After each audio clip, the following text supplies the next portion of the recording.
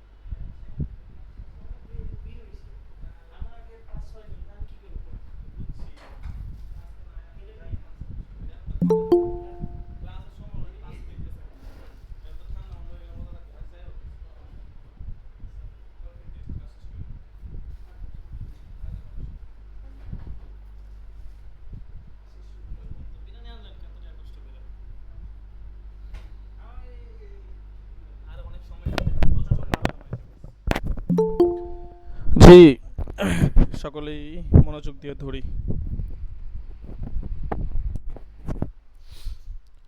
আচ্ছা দেখেন,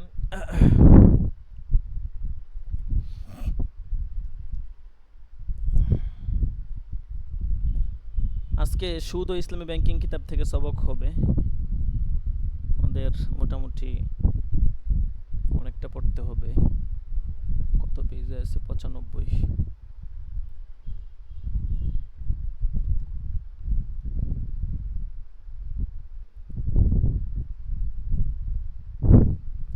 সুদখোরদের শাস্তির কারণ।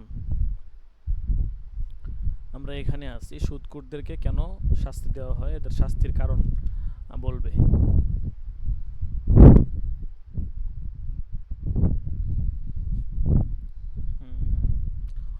অনেক লেট হয়ে গেছে, দেখেন সকলে মনোযোগ দিয়ে ধরেন। ঠিক আছে, এমনিতেই এখন তো আমরা লেট করে শুরু করি। ঠিক আছে, আগে তো 9:20-25 শুরু করি দিতাম, এখন প্রায় 40 বেজে গেছে, শুরু করতে করতে 40 বেজে যায়। যে সময় কমে গেছে, আমাদের নেশাব পড়া অনেক রয়ে গেছে। ঠিক আছে, আর পরীক্ষা এসে পড়ছে, অনেক চাপ, সব কিছুর অনেক চাপ পড়ে যেতেছে। সকলে একটু মনোযোগ দিয়ে ধরেন, দেখেন। সুদখোরদের শাস্তির কারণ। ইতিপূর্বে সুদখোরদের ভয়াবহ ও লাঞ্ছনাময় শাস্তির কথা উল্লেখ করা হয়েছে। আচ্ছা, তাদের এত সব শাস্তির পিছনে যে সম্ভাবনাময় কারণগুলো থাকতে পারে তা নিম্নরূপ। অর্থাৎ তাদেরকে যে কঠিন শাস্তি দেওয়া হবে, তাদেরকে কঠিন শাস্তি দেওয়া হবে, এটার কারণ কি? কারণ বলতেছে যে তারা সুদ অর্থাৎ হারাম বক্ষণ করে। উপরন্তু তারা হারামকে হালাল মনে করে। তারা বলে ব্যবসা তো সুদেরই মতো, অর্থাৎ তারা সুদকে ব্যবসা বলে দাবি করে।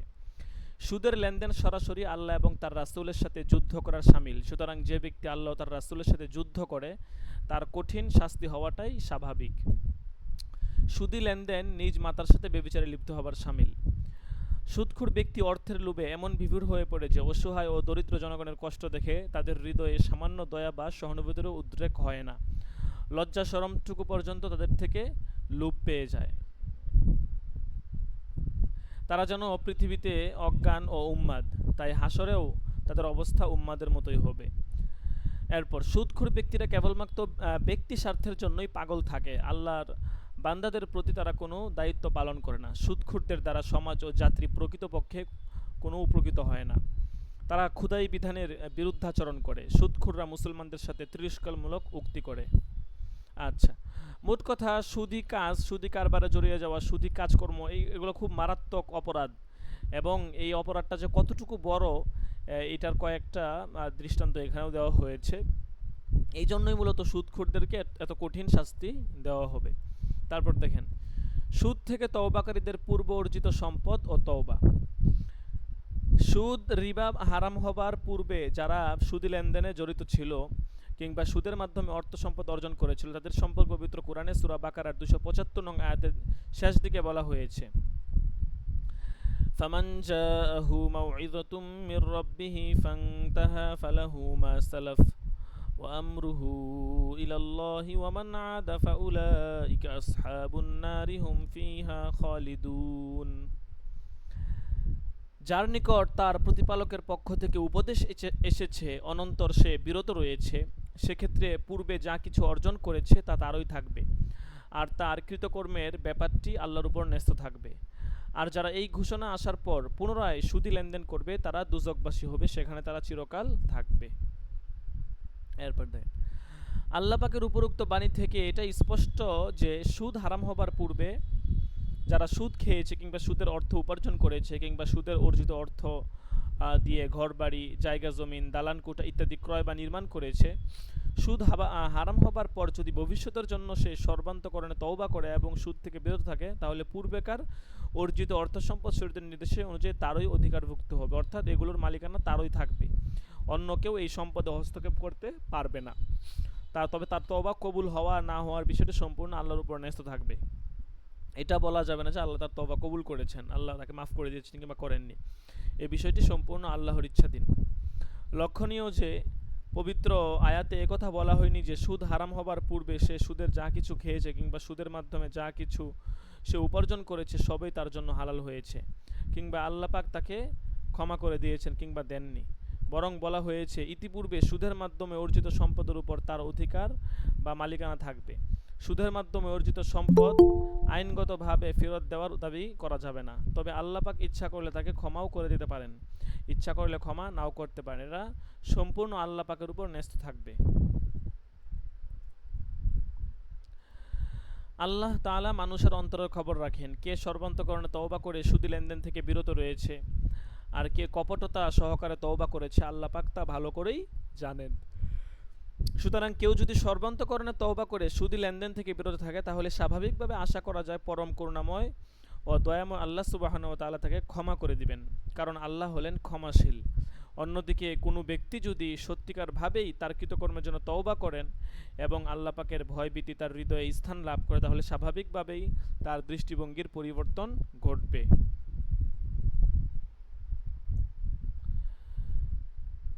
সে হারাম পথে উপার্জিত সম্পদ নিজের জন্য হয়তো সম্পূর্ণ ব্যয় করবে না, বরং তা থেকে অসহায় গরিব মানুষদের কল্যাণে ব্যয় করবে, যা নিজের নাজাতের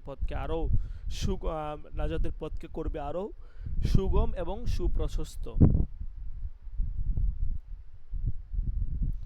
আচ্ছা, এরপর দেখেন, সুদের বিধিবিধান অবতীর্ণ হবার পরেও কেউ যদি সুদি লেনদেন বর্জন না করে বরং সুদি লেনদেনে নিজেকে পুনরায় জড়িত করে, তাহলে তার জন্য রয়েছে কঠিন শাস্তির ব্যবস্থা। পবিত্র কোরআনে ইরশাদ হচ্ছে, ওয়ামান আদা ফাউলাইকা আসহাবুন নারি হুম ফিহা খালিদুন।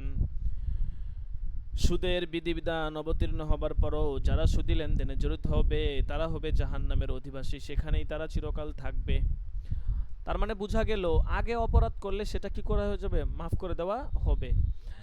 হ্যাঁ, এবং সুদের মাধ্যমে অর্জিত তার যেই অর্থ সম্পদ, সেগুলো কিন্তু তার হচ্ছে নিজের বলে কি হবে, গণ্য হবে। তবে অবশ্যই সুদ থেকে বিরত থাকতে হবে এবং দিলে প্রাণে মন থেকে আল্লাহ তাআলার কাছে তওবা করতে হবে।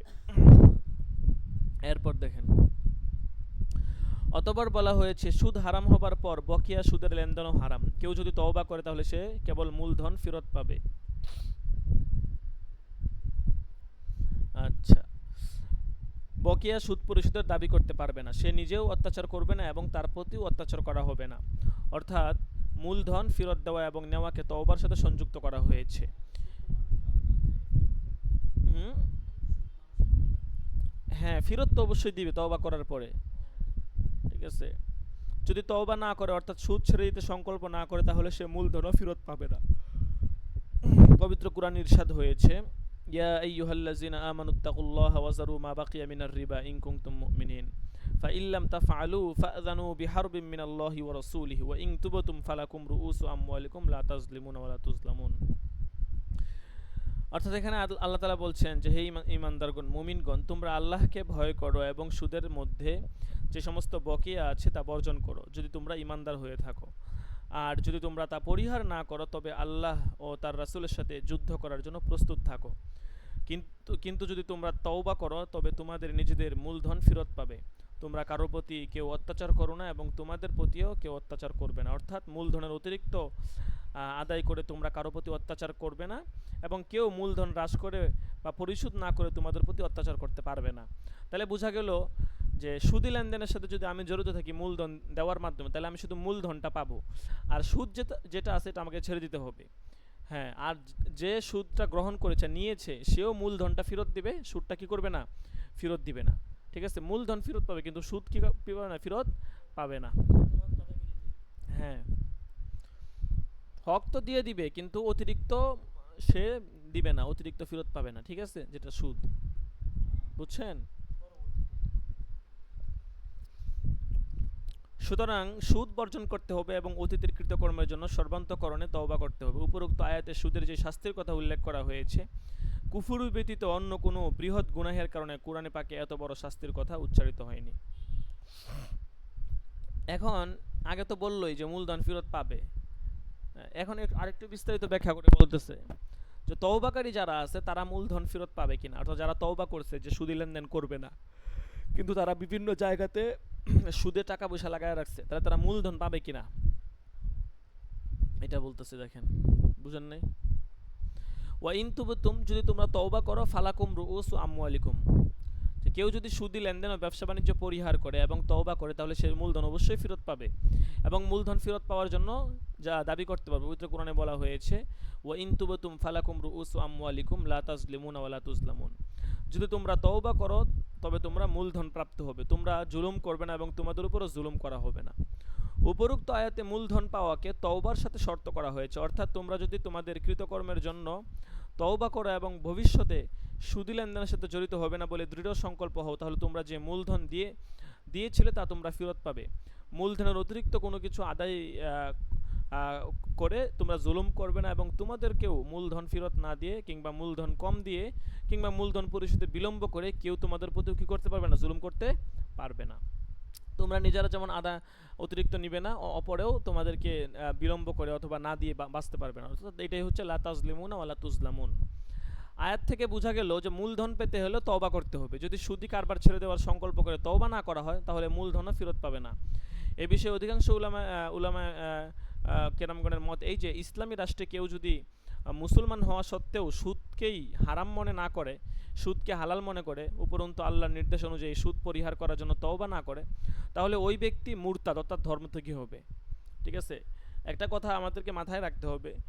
ঠিক আছে, সেটা হচ্ছে একটা হচ্ছে ইসলামের বিধান আমি মানতে পারছি না, এই জন্য এটা আমার মানে আমার নিজের দুর্বলতাকে স্বীকার করা। আরেকটা হচ্ছে যে নিজের দুর্বলতা, ভুল ত্রুটি, ভুল চুককেই স্বীকার না করা। দুটো কিন্তু দুই বিষয়। ঠিক আছে, যেমন সহজ করে বুঝাই, যেমন আমরা অনলাইনে পড়াশোনা করতেছি। ঠিক আছে, তো অনলাইনে তো দেখা গেছে পড়াশোনা যেই প্রকৃত হক সেটা আদায় করাটা কঠিন। হক আদায় হয় না একেবারে এটা আবার বললে ভুল হবে, কিন্তু হকটা আদায় করাটা কঠিন। এটা নিজের আগ্রহ, নিজের চেষ্টা প্রচেষ্টা, নিজের মেহনত পুরোপুরি পাওয়া গেলে তখন হকটা আদায় হবে। এখন আমি যদি এই বাস্তবতাকে স্বীকার করি, অস্বীকার করি যে আমার আমার বিভিন্ন ব্যস্ততা আছে, আমি কর্মজীবনে বিভিন্ন জায়গাতে আমি লিপ্ত হয়ে যাওয়ার কারণে আমি পারতেছি না, এই জন্য আমি বাধ্য হয়ে অনলাইনে এসেছি এবং অনলাইন প্রতিষ্ঠানগুলো তারা তাদের কার্যক্রম চালিয়ে যাচ্ছে। এখন এটা আমাকে স্বীকার করতে হবে। ঠিক আছে, কাজেই যদি আমার সাধ্য থাকে, আমার যদি সাধ্যে কুলায় এবং আমার যদি ওই অর্থ এবং ওই সুযোগ থাকে, আমি অবশ্যই অফলাইনে পড়বো। এই যে আমাদের বছরের শুরুতেও একাধিক শিক্ষার্থী ভর্তি হয়েছিল, আমি তাদেরকে বলছি যে যদি অফলাইনে সম্ভব হয়, তারাও বলছে, তো তাদেরকে একদম হাসি খুশিতে আমরা অফলাইনের ব্যবস্থা করে দিচ্ছি, তারা অফলাইনে ভর্তি হয়েছে এবং আমাদের সাথে অনেক শিক্ষার্থী যোগাযোগ করে, হুজুর অফলাইনে পড়বো। আমি বলছি আমাদের এখানে তো অফলাইন নাই, আপনার যদি সাধ্য কুলায় আপনি অফলাইনে পড়বেন, এটাই ভালো হবে। অনলাইনে পড়বে তারা যারা বিভিন্ন কর্মব্যস্ততায় চলে গেছে। ঠিক আছে, তো এখন দেখা গেছে একজন মানুষ যখন কর্মব্যস্ততায় চলে যায় তো সেই ওইভাবে সময় দিতে পারে না। তো এই বাস্তবতা আমাদেরকে কি করতে হবে, স্বীকার করতে হবে। এবং এই ফতুয়া বিভাগ, আমি তো আপনাদেরকে বলি যে এটা কেন, এটা এই কারণে যেন আমি সতর্ক থাকতে পারি। কারণ আপনি যখন একজন আলেম হবেন তখনও আপনাকে জিজ্ঞাসা করা হবে, ফতুয়া বা মাসলা জিজ্ঞাসা করা হবে। মুফতি হলে তো মানুষ অবশ্যই জিজ্ঞাসা করে যে মুফতি সাহেবকে জিজ্ঞাসা করো, বা মুফতি হলে মানুষ অবশ্যই জিজ্ঞাসা করে। কিন্তু আপনি যখন আলেম হবেন, আলেমকে যে মানুষ ফতুয়া জিজ্ঞাসা করার ব্যাপারটা এমন না, অবশ্যই তাকেও জিজ্ঞাসা করে। কিন্তু মুফতি হলে আপডেট কি, আপনি যখন এই যে আপনারা ইফতা পড়তেছেন, উসুল ইফতা পড়তেছেন, আপনারা কত ভয়ানক কথাবার্তা সেখানে পড়তেছেন যে ফতুয়া দেওয়ার আগে যে বিষয়গুলো জানা থাকা জরুরি ইত্যাদি, কত শর্ত, কত কিছু। তো এই বিষয়গুলো তো আপনি ইফতা না পড়লে জানতে পারতেন না। ঠিক আছে, এবং কত নিয়ম কানুন, কত কিছু আছে। তো এইগুলো যখন আপনি জানবেন তখন দেখা গেছে অন্ততপক্ষে আমি বুঝতে পারবো যে কখন আমার মুখ খোলাটা জরুরি, কখন আমার মুখটাকে অফ রাখা লাগবে, এটা আমি বুঝতে পারবো। তো আমি যদি এই পড়ালেখাটা না করি তাহলে তো আমি তো এইটাও বুঝতে পারবো না। কাজেই যেখানে যেই দুর্বলতা আছে সেটা আমাকে স্বীকার করতে হবে। ঠিক আছে, তো এখন সুদ হারাম, ঠিক আছে, ঘুষ হারাম, এটা আল্লাহ পাক হারাম করেছেন, এটা আমাকে স্বীকার করতে হবে। আমি যদি স্বীকারই না করি তাহলে তো হইল না, তাহলে তো আমার ইমানই থাকলো না। ঠিক আছে, জিহাদ আমাদের জন্য ফরজ হয়ে আছে। ঠিক আছে, আমরা আমাদের দুর্বলতার কারণে জিহাদ করতে পারি, মানে স্বীকার করতে হবে। ঠিক আছে, স্বীকার করলে আশা করা যে আল্লাহ পাক ক্ষমা করে দিবেন। আমি যদি আমার ভুলটা স্বীকারই না করি, আমি একটা ভুল করতেছি এবং আমি মনে করতেছি যে হ্যাঁ আমারটাই সঠিক, তাহলে তো হইল না ভাই। যেমন এই যে 2 দিন আগে, গতকালকেই তাফসির বিভাগে একটা ক্লাস গেছে, সেখানে আপনার একটা সবক গেছে, এই সূরা বাকারার শুরু থেকে একটা আয়াত 10 নম্বর সবক, একটা তাফসিরুল কোরআন আযীমের 10 নম্বর সবক, যে খতামাল্লাহু আলা কুলুবিহিম ওয়া আলা সামঈহিম, আল্লাহ তাআলা এই কাফেরদের অন্তর সিল মেরে দিয়েছেন। তো তাফসির ইবনে কাসির এই সিল মেরে দেওয়া মানে কি, এটা একটা উদাহরণ দিয়েছে যে সিল মারা মানে হচ্ছে যে একটা জিনিসে যদি আপনি সিল মেরে দেন, মোহর মেরে দেন, মানে হচ্ছে সিলগালা করে দেওয়া, মানে হচ্ছে এটা এমনভাবে বন্ধ করে দেওয়া যে বাহির থেকে কোনো কিছু ভিতরে ঢুকবেও না আর ভিতর থেকে কোনো কিছু বেরো হবে না। একটা দোকান সিলগালা করে দেওয়া মানে কি, মানে এই সম্পূর্ণ কার্যক্রম বন্ধ। ঠিক আছে, আপনি একটা পাত্র সিলগালা করে দিয়েছেন, মানে বাহিরের কোনো কিছু ওই পাত্রের মধ্যে ঢুকতে পারবে না এবং ভিতরের কোনো কিছু ওই পাত্র থেকে বের হতে পারবে না, এটা হচ্ছে সিলগালা করে দেওয়া। এখন আমার আপনার দিলটা যদি এমন হয় সিলগালা করে দেওয়া অন্তর, তাহলে ভাই আমাদের দ্বারা ভালো কিছু আশা করা যায় না। আমার আচার ব্যবহার তবিয়ত সব কিছু এমন হওয়া লাগবে যে আমি গ্রহণ করতে প্রস্তুত, সঠিকটা আমি গ্রহণ করতে প্রস্তুত, এরকম মন মানসিকতা হওয়া লাগবে। এখন আমি যদি একঘেয়েমি করি যে না আমি গ্রহণ করতে প্রস্তুত না, বা আমাকে একটা বোঝাচ্ছে আমি নিজে একটা উল্টা যুক্তি দিচ্ছি, এরকম হলে কখনো আমার আচার ব্যবহার চরিত্র সংশোধন হবে না। ঠিক আছে, আমার এমন হওয়া লাগবে ভাই আমি সঠিকটা গ্রহণের জন্য প্রস্তুত আছি। হ্যাঁ আমাকে ভাই সঠিকটা বলেন, আমি নেওয়ার জন্য প্রস্তুত, আমাকে কোরআন হাদিস থেকে বুঝান, আমি প্রস্তুত আছি। এরকম মন মানসিকতা যখন আমাদের হবে তখন আমি সঠিকটা গ্রহণ করতে পারবো। এখন আমি যদি মনে করি যে না আমি যেটা করছি ওইটাই সঠিক, আমি যেটা বুঝতেছি এইটাই সঠিক, আমার যুক্তি সঠিক, বাকি সব ভুল, তাহলে তো ভাই আমাদের আচার ব্যবহারও চেঞ্জ হবে না, আমাদের দ্বারা ভালো কিছু আশাও করা যায় না। তো এই কথাটাই হচ্ছে সিলগালা করে দেওয়া। তখন বুঝতে হবে যে আমার অন্তর আল্লাহ সিলগালা করে দিয়েছেন। ঠিক আছে, আমার অন্তর সিলগালা করে দিয়েছেন, যার কারণে আমি সঠিকটা বুঝতেও পারি না, আমি নিজেরটাকে সঠিক মনে করি। ঠিক আছে, এটা অনেক বড় সমস্যা। আমি যদি আমার নিজেরটাকে সঠিক মনে করি আর অপরজন একটা যুক্তি দিতেছে, দলিল দিতেছে, তারটাকে সঠিক মনে না করি, তাইলে তো হইল না। অনেক সময় এমন হয় যে আমার জায়গা থেকে আমার যুক্তি সহ আমারটা সঠিক, তার জায়গা থেকে তার যুক্তি সহ তারটাও সঠিক, এমনও হয়। কাজেই এই বিষয়গুলো অবশ্যই আমাদেরকে বুঝতে হবে। এখন কথা হচ্ছে যে ইসলামের বিধান মানতে পারতেছেন, এটা আমাদের একটা দুর্বলতা। ঠিক আছে, এটা আমাকে স্বীকার করতে হবে। এখন আমি যদি এটা স্বীকারও না করি তাহলে তো আমার ইমানের কাইফিয়ত করুণ অবস্থা হয়ে যাবে। সুদ ঘুষ এটা হারাম, এটা আমাকে বুঝতে হবে। ব্যাংকাররা যারা আছে তারা সুদ ঘুষ যে হারাম এটা একটা মারাত্মক কবিরা গুনাহ, এটা তারা স্বীকারই করতে চায় না। তারা বলে এটা সুদ না, এটা কি সুদ, বা এটা সুদ, আমরা ওই সুদ না যেটা আল্লাহ কোরআনে বলছেন। মানে আশ্চর্য অবস্থা, তারা ব্যাখ্যা খুঁজে। কেন ভাই, আপনি সুদ গ্রহণ করতেছেন, আপনি অপরাধটা স্বীকার করেন।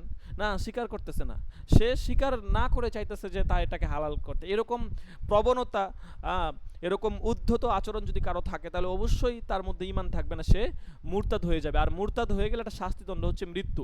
সুতরাং মুরতাদদের ধনসম্পদ তার মালিকানায় আর থাকে না।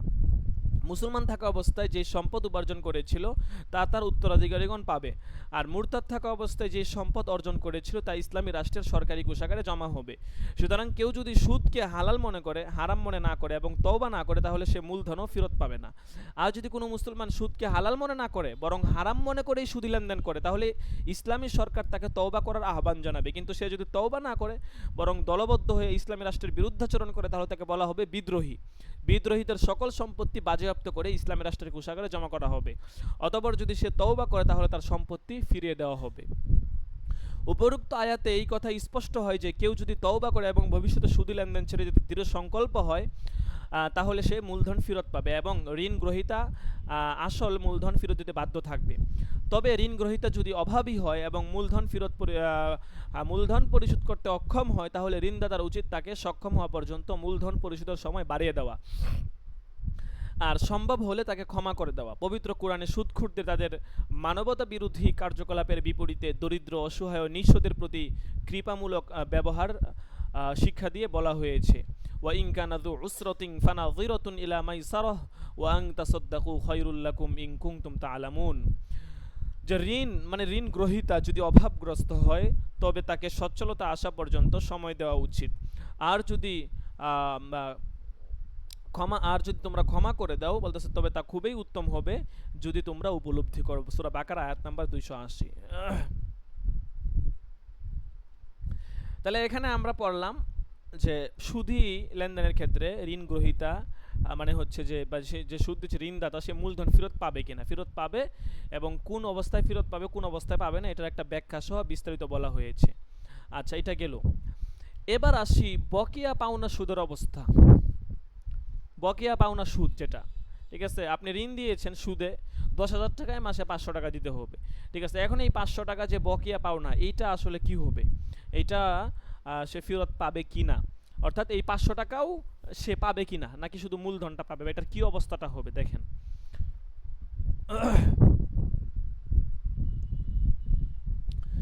সুদের নিষিদ্ধতা অবতীর্ণ হবার পূর্বে তৎকালীন আরবের সর্বত্র সুদের ব্যাপক প্রচলন ছিল। কিন্তু সুদ হারাম হবার সাথে সাথে মুসলমানগণ সুদকে পরিহার করে ইসলামী আইন মেনে চলতে বাধ্য হন। এমনকি যেসব অমুসলিম গোত্র মুসলমানদের সাথে শান্তি চুক্তিতে আবদ্ধ হয়েছিল তারাও ইসলামী আইন মেনে চলতে বাধ্য হলো। কিন্তু কিছু সংখ্যক লোকেরা বকেয়া সুদের দাবি তখনও অন্যদের উপর ছিল। মক্কার বনু সাকিফ ও বনু মাখজুমের মধ্যে পরস্পর সুদি লেনদেন ছিল। তখন বনু সাকিফের কিছু সুদের টাকা বনু মাখজুমের উপর বাকি ছিল। তারা তাদের প্রাপ্ত সুদের টাকা দাবি করতে থাকলো, কারণ তারা মুসলমান ছিল না, কিন্তু মুসলমানদের সাথে শান্তি চুক্তিতে আবদ্ধ ছিল। অন্যদিকে বনু মাখজুম সুদের টাকা পরিশোধ করাকে অবৈধ মনে করতে থাকে, কারণ তারা ছিল মুসলমান। সুদ হারাম হওয়ার পর পুনরায় সুদি লেনদেন করাকে তারা ইমানের পরিপন্থী বলে মনে করে। এই সময় মক্কার গভর্নর ছিলেন হজরত মুআজ রাদিয়াল্লাহু তাআলা আনহু, মতান্তরে হজরত ইতাব ইবনে উসাইদ রাদিয়াল্লাহু তাআলা আনহু। তিনি বকেয়া সুদ মৌকুফ কিনা যত সংক্রান্ত বিষয়ে নির্দেশ লাভের জন্য রাসূলুল্লাহ সাল্লাল্লাহু আলাইহি ওয়াসাল্লামের নিকট লিপিবদ্ধ করে পাঠান। তখনই এর পরিপ্রেক্ষিতে আয়াত নাজিল হয় যে ইয়া আইয়ুহাল্লাযিনা আমানুত্তাকুল্লাহ ওয়াজারু মা বাকিয়া মিনার রিবা ইন কুনতুম মুমিনিন, হে বিশ্বাসীগণ আল্লাহকে ভয় করো আর বকেয়া সমুদয় সুদ পরিহার করো যদি তোমরা বিশ্বাসী হয়ে থাকো। খুদাই কোনো বিধান কোনো ব্যক্তি বিশেষ সম্প্রদায় বিশেষ কিংবা কেবলমাত্র মুসলমানদের জন্য নয়, বরং তা সমগ্র মানবজাতির জন্য। সুদের বিধিবিধানও সমগ্র মানবজাতির উন্নতি ও কল্যাণের প্রতি লক্ষ্য করেই জারি করা হয়েছে। তাই বিদায় হজের ঐতিহাসিক ভাষণে তিনি যখন এই আইন ঘোষণা করেন তখন তিনি সর্বপ্রথম মুসলমান এবং নিজ বংশের লোককে উপস্থাপন করেন। তিনি মুসলিম অমুসলিমদের নিকট মুসলমানদের প্রাপ্য বকেয়া সুদের বিরাট অঙ্ক মৌকুফ করে দিলেন। সুস্পষ্ট ভাষায় তিনি ঘোষণা করলেন, আলা আন্না কুল্লা রিবা কানা ফিল জাহিলিয়া মাউজুউন আনকুম কানা লাকুম রুউসু আমওয়ালিকুম লা তাজলিমুনা ওয়া লা তুজলামুন ওয়া আউয়ালু রিবা মাউজুউন রিবাল আব্বাস ইবনে আব্দুল মুত্তালিব। রাসূলুল্লাহ সাল্লাল্লাহু আলাইহি সাল্লাম তিনি সর্বপ্রথম কোনো আইন যখন আসতো সেই আইনটা নিজের উপর প্রয়োগ করতেন, নিজের নিকটাত্মীয়দেরকে প্রয়োগ করে তারপর হচ্ছে মুসলমানদের শিক্ষা দিতেন। ঠিক আছে, আমাদের অবস্থা হয়ে গেছে উল্টো। ঠিক আছে, যে কোনো আইন কানুন যারা বড় ব্যক্তি থাকে এদের উপর কেমন যেন আইন কানুন প্রযোজ্য হয় না। ঠিক আছে, মাদ্রাসার মুহতামিম সাহেব সে একটা অপরাধ করে, ঠিক আছে, পার পেয়ে যায়। এই সেম অপরাধটা যখন একজন সহকারী শিক্ষক করে তখন সে পার পায় না, তখন তাকে ধরা হয়। মাদ্রাসার মুহতামিম সাহেব সে 2টা ক্লাস মিস দেয়, ঠিক আছে, তো এটা 2টা না, দিনের পর দিন সে ক্লাস মিস দেয়, তাকে কেউ কিছু বলে না। অথচ একটা ক্লাসের যদি 5 ঘন্টাও 5 মিনিটও 10 মিনিটও যদি একজন সহকারী শিক্ষক মিস দেয়, ঠিক আছে, এমনি মুহতামিম সাহেব নাজিম সাহেব তাকে ধরে। ঠিক আছে, অথচ সেম অপরাধটা হচ্ছে আপনার মুহতামিম সাহেব করতেছে, তাকে কিছু বলা যায় না। এই হচ্ছে আমাদের অবস্থার চিত্র। ঠিক আছে, আর সে মুহতামিম সাহেব নিজের সান্ত্বনামূলক বাণী যে আমার মাদ্রাসার বিভিন্ন কাজে ব্যস্ত থাকা হয়, ক্লাস করা হয় না, ইত্যাদি ইত্যাদি। ঠিক আছে, তো এরকম হয়ে গেছে আমাদের সমাজের বর্তমান চিত্র। ঠিক আছে, সমস্ত আইন কানুন সমস্ত নিয়ম নিজাম প্রযোজ্য হয় আপনার যারা দুর্বল শ্রেণী গরিব তাদের জন্য, আর যারা টাকাওয়ালা বিত্তবান যাদের ক্ষমতা আছে এদের জন্য যেমন কোনো আইন কানুন নাই। ঠিক আছে, তো সমাজটা এমন হয়ে গেছে। তো রাসূলুল্লাহ সাল্লাল্লাহু আলাইহি সাল্লাম যে মদিনা তিনি শাসন করেছেন, ইসলাম অনুযায়ী রাষ্ট্র পরিচালনা করেছেন, তো তিনি এরকম কোনো তাদের এরকম অবস্থা ছিল না। তিনি আগে আইন কানুন নিজের জন্য প্রয়োগ করতেন, নিজের আত্মীয়স্বজন যারা আছে তাদের মাধ্যমে আইন কানুন প্রয়োগ করতেন। এই হাদিসের মধ্যে বলা হয়েছে যে মূলধনের অতিরিক্ত যেটা আছে সেটা হচ্ছে তোমাদেরকে মাফ করে দেওয়া হলো, এবং সর্বপ্রথম এই আব্বাস ইবনে আব্দুল মুত্তালিব অর্থাৎ রাসূল সাল্লাল্লাহু আলাইহি সাল্লামের যেই চাচার বংশ এর সুদ মাফ করে দেওয়া হলো, রাসূল সাল্লাল্লাহু তিনি মাফ করে দিয়েছেন। তাহলে বোঝা গেল যে সুদের যে অতিরিক্তটা আছে এইটা মাফ এটা পরিশোধ করা লাগবে না। মুসলমানদের এক বিরাট অঙ্কের সুদ ও মুসলিমদের নিকট প্রাপ্য ছিল। যেহেতু পবিত্র কুরআন ও হাদিসের ঘোষণা অনুযায়ী মুসলিমদের নিকট মুসলমানদের প্রাপ্য সমুদয় সুদ মওকুফ করে দেওয়া হয়েছে, কাজে মুসলিমদেরও উচিত তাদের নিজ নিজ বকেয়া সুদের অর্থ মওকুফ করে দেওয়া। এ ব্যাপারে তাদের কোনো আপত্তি থাকা উচিত নয়। উপরোক্ত আয়াতে কারিমায় বকেয়া সুদ মওকুফ করে দেওয়াকে মুসলমানদের জন্য অপরিহার্য করে দেওয়া হয়েছে। আর অতীত সুদের বিরাট অঙ্ক ছেড়ে দেওয়া মানুষের জন্য স্বাভাবিকভাবেই কঠিন হতে পারে। সেজন্য আয়াতের প্রথমেই বলে দেওয়া হয়েছে, হে বিশ্বাসীগণ তোমরা আল্লাহকে ভয় করে, এবং পরে বলা হয়েছে বকেয়া সুদ মওকুফ বা ছেড়ে দাও যদি তোমরা সত্যিকার অর্থে ঈমান এনে থাকো। সুতরাং কোনো ঈমানদারের পক্ষে আল্লাহর নির্দেশ অমান্য করা এবং এর বিরুদ্ধাচরণ করা মুঠেই সম্ভব নয়। প্রকৃত ঈমানদার বা মুসলমান হলে সে অবশ্যই বকেয়া সমুদয় সুদ মওকুফ করে দিবে, এটাই ঈমানের বহিঃপ্রকাশ। আর মুসলমানগণ যখন তাদের বকেয়া সুদ মওকুফ করে দিয়েছে তখন মুসলিমদেরও প্রাপ্য বকেয়া সুদ ছেড়ে দিতে আর কোনো আপত্তি থাকার কথা নয়। মুসলমানরা যখন ছেড়ে দিচ্ছে তখন তো মুসলিমদের উচিত তারা কি করবে, আরও আগে ছেড়ে দিবে। সুদ সম্পর্কে আল্লাহ পাকের বিধিবিধান নাজিলের পরেও যারা বকেয়া সুদ মওকুফ করবে না কিংবা পুনরায় সুদী লেনদেন করবে কিংবা আল্লাহ পাকের নির্দেশের বিরুদ্ধাচরণ করবে তাদেরকে পবিত্র কোরআনে কঠোর শাস্তির কথা শোনানো হয়েছে। সূরা বাকারার 279 নং আয়াতে বলা হয়েছে, ফা ইল্লাম তাফআলু ফাযানু বিহারবিম মিনাল্লাহি ওয়া রাসূলি, যে তোমরা যদি সুদ পরিহার না করো তাহলে আল্লাহ এবং তার রাসূলের পক্ষ থেকে যুদ্ধ কি করা হলো, ঘোষণা করা হলো। ঠিক আছে, কাজে আল্লাহ এবং তার রাসূলের পক্ষ থেকে যুদ্ধ ঘোষণা করা এটা তো একটা বড় ব্যাপার স্যাপার। ঠিক আছে, কারো কি এই হিম্মত আছে আল্লাহ এবং তার রাসূলের বিরুদ্ধে যুদ্ধ করবে? এই হিম্মত তো কারো নাই। ঠিক আছে, কাজে এটা খুবই কঠিন বিষয়। অন্য কোনো অপরাধের জন্য এরকম ধমকি আছে কিনা আল্লাহ জানা নাই আমার। ঠিক আছে, যে যুদ্ধ ঘোষণা করছে। ঠিক আছে, কারণ সুদী অর্থ ব্যবস্থা, সমাজ ব্যবস্থা, এই সুদী অর্থ ব্যবস্থার মাধ্যমে একটা সমাজকে কখনোই উন্নতি করা সম্ভব না। ঠিক আছে, কখনোই সম্ভব না, কখনোই। আপনি বলতে পারেন হুজুর বিভিন্ন উন্নতি রাষ্ট্রতে দেখি তারা সুদী ব্যবস্থা কত উন্নত হয়ে গেছে। ঠিক আছে, তো আপনি এখানে সুদী অর্থ ব্যবস্থা তারা উন্নত হয়ে গেছে ব্যাপারটা এমন না। ঠিক আছে, তাদের এই উন্নতির পিছনে অন্য কারণ আছে, কিন্তু সুদী ব্যবস্থার কারণে তারা এরকম উন্নতি লাভ করছে, এরকম আপনি যতই বুঝাইতে চান আসলে এটা সম্ভব না। ঠিক আছে, কারণ সুদী অর্থ ব্যবস্থায় যদি একটা রাষ্ট্র একটা সমাজ যদি উন্নতি লাভ করে তাহলে তো এটা কোরআনের সাংঘর্ষিক হয়ে যায়। ঠিক আছে, কোরআন বলছে জাকাতের মাধ্যমে, জাকাত ভিত্তিক অর্থ ব্যবস্থা গড়ে তোলো, জাকাত ভিত্তিক সমাজ ব্যবস্থা গড়ে তোলো, তাহলে সমাজ উন্নতির সর্বোচ্চ শিখরে পৌঁছে যাবে।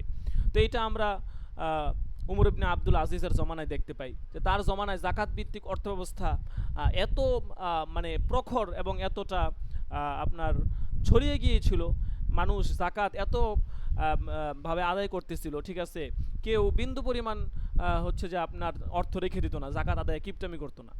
হ্যাঁ, পরিপূর্ণভাবে সকলে জাকাত দিত, যার ফলে এমন একটা অবস্থা হয়েছে যে জাকাত গ্রহণ করবে এমন কোনো ব্যক্তি খুঁজে পাওয়া যায় না পুরো রাষ্ট্রের মধ্যে। তো এই নজির তো ইসলামে আছে। ঠিক আছে, তো আপনি দেখাতে পারবেন কখনো যে ইসলামী রাষ্ট্র ব্যবস্থা ছাড়া সুদী অর্থনীতির মাধ্যমে একটা সমাজ ব্যবস্থা এরকম চিত্র হয়ে গেছে যে সবাই অনেক টাকা পয়সা হয়ে গেছে, কেউ টাকা পয়সা গ্রহণ করার প্রয়োজন নাই, জাকাত নেওয়ার অর্থ নেওয়ার মানুষ নেই, এরকম দেখাতে পারবেন কিনা আমি জানি না, অসম্ভব দেখানো। ঠিক আছে, তো এই হচ্ছে বিষয়। আসলে দুনিয়াতে আপনার হচ্ছে যে অনেক কিছুই আমাদের সামনে স্পষ্ট, কিন্তু মানে মানুষের মানে দেখা গেছে চলাফেরার ক্ষেত্রে মানুষ অনেক কিছুকে গ্রহণ করে যেটা বাস্তবতা বিবর্জিত, তারপরেও ইসলাম বিবর্জিত, তারপরে মানুষ সেটা বিভিন্ন ব্যাখ্যায় সেটাকে গ্রহণ করে। কিন্তু প্রকৃতপক্ষে ইসলামে যেটা বলা হয়েছে ওইটাই হচ্ছে আসল রাস্তা, ওইটাতে ফিরে আসতে হবে দিন শেষে। ওয়ামান আদা ফাউলাইকা আসহাবুন্নার হুম ফিহা খালিদুন। এরপরেও যারা সুদী লেনদেন করবে তারা দুজকবাসী হবে, তারা সেখানে অনন্তকাল চলবে। আচ্ছা, এবার আসি একটা গুরুত্বপূর্ণ পয়েন্টে, সেটা হচ্ছে ব্যাংকে বর্তমান প্রচলিত সুদ নিষিদ্ধ কিনা। বর্তমানে ব্যাংকে যেই সুদগুলো রয়েছে, ঠিক আছে, বর্তমানে ব্যাংকে আপনি যদি 5 লাখ টাকা রাখেন আপনাকে মাসে মাসে একটা সুদ দিবে। ঠিক আছে, তো এই যে সুদী ব্যবস্থাপনা, এইগুলো আসলে সুদ কিনা, নাকি এটা আসলে অন্য কোনোভাবে এটাকে হালাল করার কোনো রাস্তা আছে? দেখেন,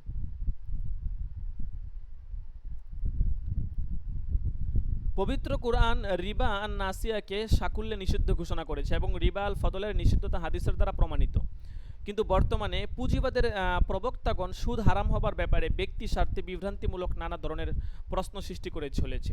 তাদের বক্তব্য হচ্ছে ইসলাম জাহিলি যুগে সুদ এবং ভোগ্য ঋণের উপর সুদকে হারাম ঘোষণা করেছে, কিন্তু আধুনিককালের ব্যাংকে প্রচলিত সুদ ও ব্যবসার জন্য গৃহীত ঋণের উপর সুদকে ইসলাম হারাম ঘোষণা করেনি। অথচ জাহিলি যুগে যেই রিবা বা সুদ প্রচলন ছিল এবং কোরআন পাকে যাকে স্পষ্ট হারাম ঘোষণা করা হয়েছে, আধুনিককালের ব্যাংক ও অন্যান্য সুদী প্রতিষ্ঠানেও সেই ধরনের সুদেই প্রচলিত আছে। মেয়াদি ঋণে বিনিময় ব্যতীত পূর্ব শর্ত অনুযায়ী আসলের অতিরিক্ত যা কিছু গ্রহণ করা হয় তা যে রিবা নাসিয়া এবং হারাম তাতে কোনো সন্দেহ কখনো ছিল না এবং বর্তমানেও নেই।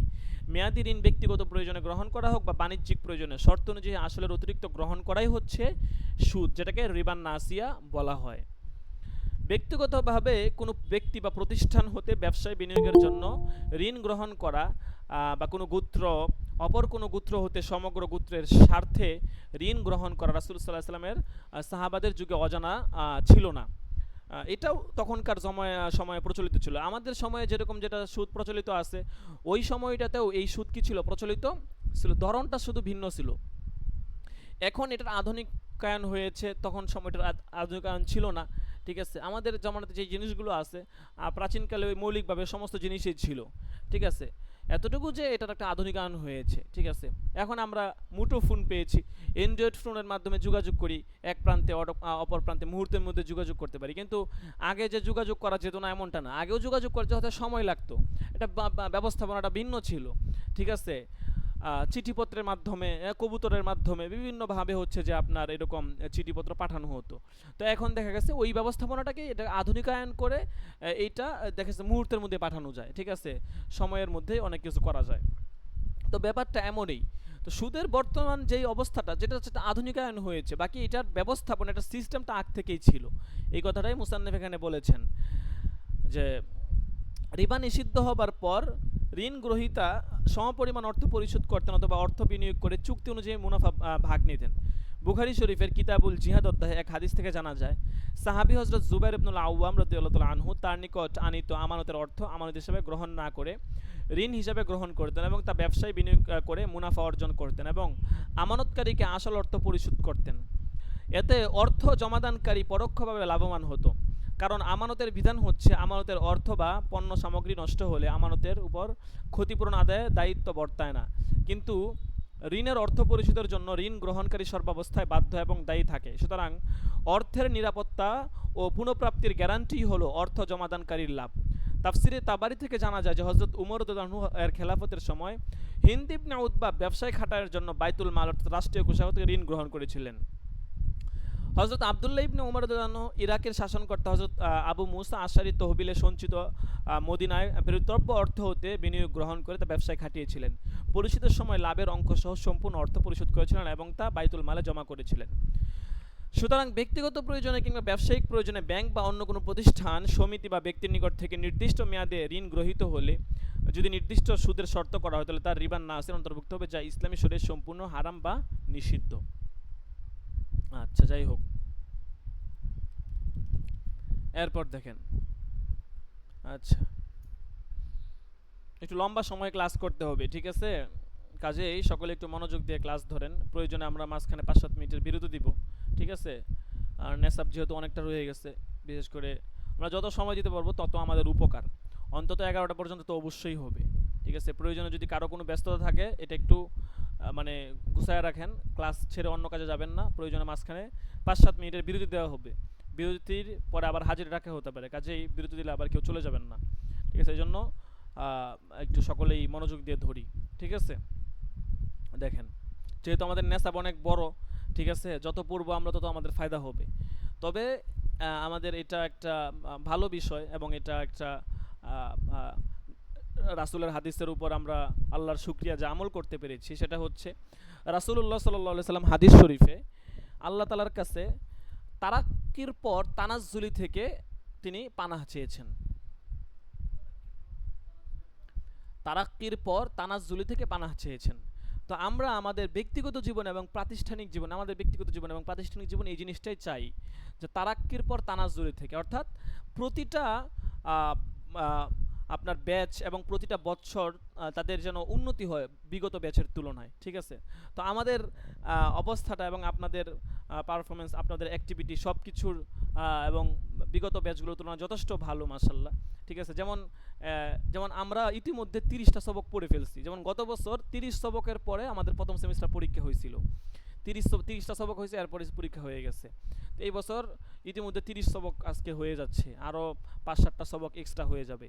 আবার গত বছর তামরিন ছিল 80টা, এই বছর আমরা তামরিনের প্ল্যান নিয়েছি 100টা, ইত্যাদি ইত্যাদি বেশ কিছু বিষয়ে এবং আপনাদের অ্যাক্টিভিটি সব কিছু মাশাল্লাহ গত বছরের তুলনায় ভালো মনে হচ্ছে আর কি।